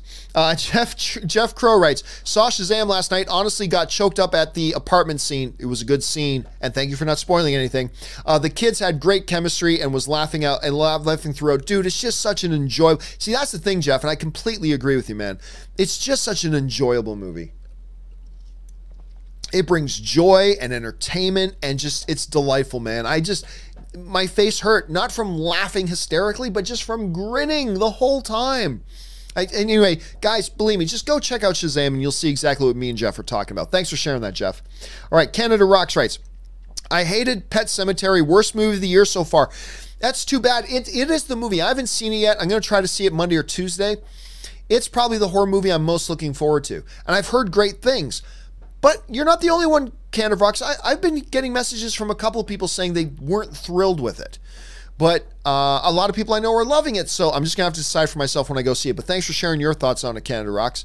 All right, Ron Miha writes, Mark Strong is an underappreciated actor. Amen. Yes, he is. I want to see him take a lead role, maybe James Bond. I don't know. I don't know that we're going to see that. I don't, like, he's a tremendous actor, but I don't know if he'll get the lead in something big like that. And by the way, Mark Strong was just recently did an interview and he talks about he really likes playing the villains. He loves playing villains. He says that's where I really find I can get into the meat of the character when I'm playing a bad guy. Which I thought was really interesting that he said that. But hey man, guess what? You don't have to be in the lead role to be a powerful presence in a film. The supporting characters often are the characters that will make or break a movie. And you put Mark Strong in your movie, you're getting ahead of the game. At least in my opinion, you're getting ahead of the game. Okay. And I love him in Shazam, by the way. Javier Riaz 405 writes, thoughts on mixing ketchup with mashed potatoes? Nope. I don't like really anything on mashed potatoes except butter and gravy. That's it. Butter and gravy on my mashed potatoes, nothing else. Curtis Lopez, if great, is it possible for Joker making 1 billion? Well, any film coming out is possible it can make 1 billion. I mean, hell, Aquaman made 1 billion. Captain Marvel made 1 billion. I mean, anything can theoretically possibly make 1 billion. I think most of you would agree. I don't look at Joker as being that type of big, broad appeal film that would make that kind of money. So I think and probably a lot of you would probably guess at this point, probably not. But hey, look, if Aquaman can make 1 billion, if Captain Marvel can make 1 billion, if Jumanji can almost break 1 billion, why not the Joker? So I'm going to guess no. I just don't think it has that type of wide appeal, but I don't think you can rule it out. Mishta47 writes, saw Pet Cemetery, #underwhelming, like the end though. See, it's really funny you say that, Mishta, because I had somebody else write to me this week and say the complete opposite. They liked the movie, but hated the ending. You're saying the opposite. You found the movie underwhelming, but you liked the ending. That's interesting. So I guess I'm just going to have to wait till I see it myself. Thanks for sharing your thoughts on that, Mista. Orange Hand writes, would be nice if Stark, Bruce Wayne, and Reed Richards used their money and tech to solve real-world problems instead of creating new gadgets, but alas, no. Well, to be fair, in the Batman mythos, like Bruce Wayne, his company, Wayne Enterprises, they have a lot of charitable things around the world that they do that he funds. So in the comic stories, they do a lot. I'm not as familiar with what Reed Richards does, and I'm not as familiar with what Stark does, but I'm sure there's some probably good philanthropy that going on that they do with their money as well. But I know in the comics that Wayne Enterprises has a lot of global charitable outreach and stuff that they do. So yeah, I think they do that. The other ones, that's a good question. I'm sure people who are more familiar and tuned into the Fantastic Four comics and Iron Man comics would be able to address that. I just don't know them as well as I know the Batman comics. Okay, Murray Reich writes, this how it works at my Regal concession stand. For every 8 customers, 1 staff by register. For every 20 customers, only 2 staffs by register. What? How does that make any sense, Murray? How do they function like that? Seriously? 20 people in line and you only have 2 staff at the registers? Really? That's insane. Especially when you consider that concession stand is where movie theaters make their money. Movie theaters barely make anything off the ticket sales, off movie tickets. They make their money on concession stands. That's how they afford to keep the lights on. So understanding that, you would think it would be a top priority to make sure that a customer has a quick, convenient, positive experience at your concession stand and will want to come back to your concession stand. To not do that is be idiotic, and that sounds pretty idiotic. What the hell are they thinking, man? What the hell are they thinking? Anyway, because I know there have been theaters I used to go to where it always took forever to get anything, and I just stopped going to that theater. And when I did go to the theater, I wouldn't even bother going to get in line to buy concessions because I just know I don't want to stand in line for 20 minutes. So get your crap together. If you're going to have 300 people in your theater, have the staff that can handle that much, because You want to give people a good experience so they keep coming back and buying more popcorn, you idiots. Anyway, that's just the way I see it. Beast Gaming writes, in Endgame, the OG Avengers realized the only way to fix everything is to rewrite reality in a way that means they all never knew each other. This would help set up a sad goodbye amongst them. Hashtag Han was family. Nah. Anyway, yeah, that's a possibility. But why? Why does that happen? Why does it necessitate? You got to come up with some narrative connective tissue there. Like, why does it necessitate that and all that kind of stuff? But the basic premise, though, of what you're proposing is contextually sound. I mean, that is contextually sound. The notion that rewriting reality, although how do they rewrite reality? I don't know. We'll have to figure that out in the movie, I guess. But that at some point they have to figure out a way to rewrite reality that basically undoes the Avengers. Now, this goes along with another theory we've heard coming out of Spider-Man Far From Home, that Nick Fury has not established the Avengers in Spider-Man Far From Home. Like, remember, Peter just knows he's Nick Fury. Maybe S.H.I.E.L.D. is this big superstar organization, but you notice he didn't say, you're Nick Fury, the founder of the Avengers. Maybe the Avengers haven't been founded because maybe, Beast, you're right. Maybe reality got rewritten and the Avengers were never formed. I'll tell you what, I don't think that happens, but contextually it does fit. So, and there's a lot of theories that could fit with the context. It doesn't mean they're all going to be right, but it's not an absurd theory, man. It's not an absurd theory. There is some anecdotal evidence there that could back it up. Okay, Brady Fisher writes, I thought the little girl from Us was scary, but then I saw the little girl from Pet Sematary last night. Okay, I have not seen it, but yeah, they showed us a bunch of footage from Pet Sematary at CinemaCon, and that little girl freaked me the hell out. And by the way, I do think the little girl from Us was awesome, but I am looking forward to seeing what this little girl does here. Guys, I'm going to be honest with you. My voice is almost gone. I'm gonna have to cry uncle here in just a few minutes. So I'm gonna try to get through a couple more and then we're gonna have to call it a day. And guys, do not worry. I know I'm behind, but I'm back now. I'm gonna get caught up. Any super chat questions that I do not get around to right now, I'm gonna have them caught up on before the end of the weekend. I'm gonna get caught up this weekend. I will get caught up. I'm back home now. I will get this done. I owe it to you and I will deliver. But it's a little uncomfortable right now. Okay, let's get through just a couple more here. Gabriel Reed writes, watch Shazam and my kids and I loved it. It's now my top favorite DC film. It feels good saying that. By the way, we've been due for a comeback. Yeah, and look, ever since Walter Hamada came on board, they're on a roll. You had Aquaman, which is a good, solid movie with tremendous success. We've got now Shazam, which to me is another big winner. I don't think it'll equal Aquaman's financial success, but it crushes it quality-wise. And that's going to pay off long run. Maybe it doesn't pay off big for this one movie's box office, but when your franchise puts out an excellent film like Shazam, that's going to pay dividends down the road. Believe that. And I think DC is going to be reaping the benefits of this excellent Shazam movie for years to come. Anyway. Yeah, I'm totally, and you're right, they've been due, but they're on a bit of a streak. And now if Patty Jenkins can deliver, and why can't she? If she can deliver another quality Wonder Woman film, that'll be 3 in a row. And as the manager said in Major League, that's called a winning streak. And they're just on a roll right now, and it is good to finally be able to say that. Okay, Angus Dustagier. Yours will be the final question I answer here. And then everybody else, I will get your question in a companion video, absolutely for sure.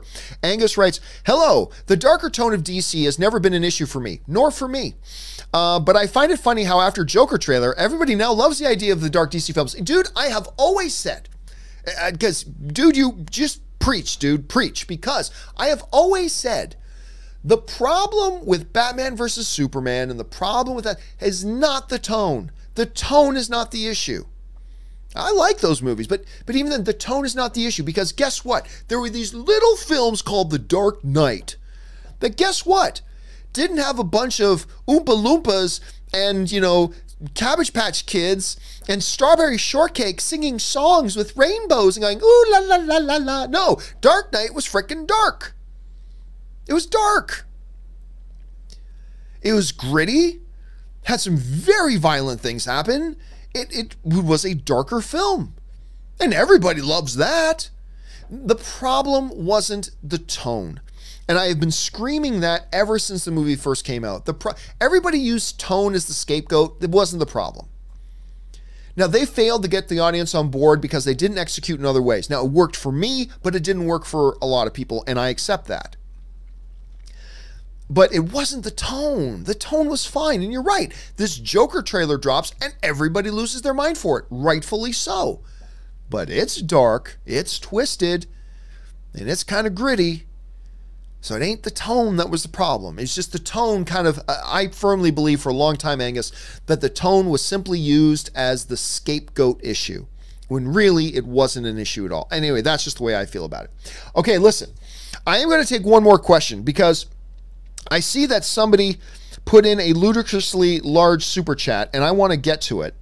I think I should answer it here in this video right now. And here we go. I'm going to answer this question from Orlando Rodriguez, who, Orlando, holy crap, man. Thank you for supporting the channel on that kind of a level. Thank you so much for that, man. That's a really generous super chat. Thank you, dude.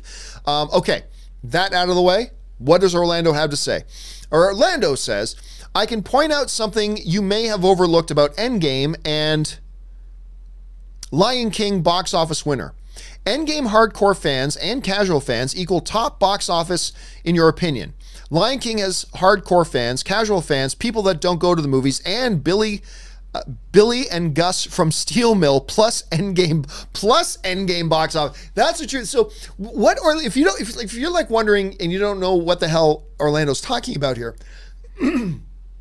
one of the things I've been saying is that, look, if I had to put $100 on it right now and I had to pick what's going to be the #1 box office film of 2019, and I had to put $100 on it, I would put it on Endgame. Let's be clear about that, okay? I think it is the likely scenario is that Endgame is going to be the #1 box office film of the year. However, while there are many people who just think that is a 100% lock guarantee, that there is no possibility that anything else could possibly be the #1 film of the year, I disagree with that. And I disagree with that because of one movie, and that is Lion King. It's not Star Wars, Lion King. And what I've been saying is that what's going to make Avengers Endgame so effective and so popular and so successful is the fact that it is not only got comic book movie fans wanting to rush out to it, it's got casual movie fans all, foaming at the mouth to go see it too, right? And that's big. What we're seeing happen with Lion King is that you're getting everybody who's a hardcore fan that remembers Lion King from before, and you're getting casual movie-going fans who are like, Lion King's coming back, and they're getting excited. And there's a third quadrant. And that quadrant is people who don't go to movies are excited about Lion King. Not just people who don't go hardcore. People who don't go to movies are excited about Lion King. Anecdotally, I've had a bunch of you guys write in. I remember this one message we got. I can't remember if it was from Murray or somebody else, but said that, hey, in my family, I am constantly trying to get my family, like my brothers, sisters, my parents, let's go to the movies, never interested in going to the movies. But when the Lion King trailer first dropped on TV, email chains started happening in my family. Oh my God, did you see the Lion King trailer? We got to go see that. Can we buy tickets now? Let's go see it. And it's just a perfect example of the types of conversations going around about not just hardcore fans, not just casual moviegoers, but people who don't even go to the movies are getting excited. And now, again, anecdotal here, but I was in the Disney presentation at CinemaCon where they showed this big Endgame scene, and it was great. And it got everybody in the audience very excited. Nothing got the pop, nothing got the energy and nothing got the emotional response from that audience as much as the Lion King spot did. Because when the Endgame trailer spot, or not the Endgame trailer, but the Endgame spot finished, you know, the screen goes black and like, yeah, and everybody's like, because it was really great, right? When we're watching this 5 minutes of Lion King, and then the scene stops and the screen goes black, you could hear it throughout the entire 6,000 seat auditorium. No! Bring it back! Put it back on, please, for the love of God. But like you could hear, like you could hear it audibly in the theater. Like people were gonna cry that they stopped playing it. Like it just got that response. Again, let me be clear. I believe in all likelihood that Avengers Endgame will be the #1 box office film of the year. I am simply telling you guys that this belief that there is no shadow of a doubt, that there is a 100% lock, I am just telling you that's not true. Because I think Lion King could be a hell of a lot bigger than what people are thinking. We could get to September and Disney could have two $2 billion films this year. Think about that. In the history of Hollywood, there's only been 4 $2 billion films. Disney could have 2 by November, could have 2 $2 billion films this year. It's just, I'm just telling you guys, do not sleep on this thing. And anyway, Orlando brings up a really good point that it's not just, and I think you may make a very valid point here, Orlando, it's not just the hardcore fans, not just the casual fans, and not just the people who don't go to the movie. It's also the Endgame. People who go to see Endgame are going to be excited about Lion King as well. I'm just, these movies are, oh my God, the money that Disney's going to make this year is utterly ridiculous. It's utterly ridiculous how much money they're going to make this year. It's stupid how much money they're going to make this year. I mean, between Endgame, Star Wars, Lion King, you better believe Aladdin's going to make a lot of money too. Frozen 2 is probably going to be a $1 billion film. Toy Story is probably going to be a $1 billion film. Captain Marvel is already a $1 billion film. Then Artemis Fowl could be a nice, tidy little hit. It's ridiculous, Orlando. It's absolutely ridiculous. And I think that Lion King is a threat to Endgame's #1 box office spot of the year position. Not a extreme threat, but a threat. A threat. It is possible, in Star Wars terms, it is possible, however unlikely, that Lion King could exploit a weakness and destroy it and become the #1 box. I'm just saying there's a chance. That's all I'm saying. And Orlando, I think you raise a good point. It's not just all those. I think the majority of people who are going to see Endgame are also going to be stoked for Lion King.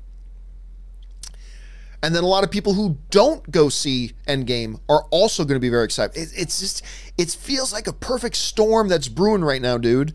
It feels like a perfect storm that is brewing right now, and we'll see how it all kind of plays itself out. All right, guys, that will do it for me for today. I just physically can't go any longer. We've been going for almost 2 hours now, so I got to wrap this thing up. Oh, not almost 2 hours. Oh, hell, we've been going for almost 3. That's right. We've been going for almost 3 hours. I take that back. I thought we have just almost gone 2. We've actually almost gone 3. I lost track of time. No wonder my throat's killing me right now. Anyway, guys, don't forget, we've got a whole bunch of stuff going on this weekend as well. And don't forget to, on Sunday at 12 noon, we are going to do our Shazam open spoiler discussion for you guys who are seeing it tonight, saw it last night, seeing it tonight, seeing it tomorrow. Don't forget to come back and discuss that thing. And also probably Sunday is when I'm going to put up the companion video for all the outstanding Super Chat questions we have and all the ones we have left over from today as well. So guys, thank you so much for being here today and being a part of the film fan community. Special thanks to Robert Meyer Burnett, who had to split out a little bit early. And a special thank you to all of you guys for giving us great topics to talk about, supporting the channel, all that kind of good stuff. Many, many thanks to you, my fellow brothers and sisters in film fandom. All right, guys, that'll do it for me for now. Thanks a lot for being here. My name's John Campea, and until next time, Bye-bye.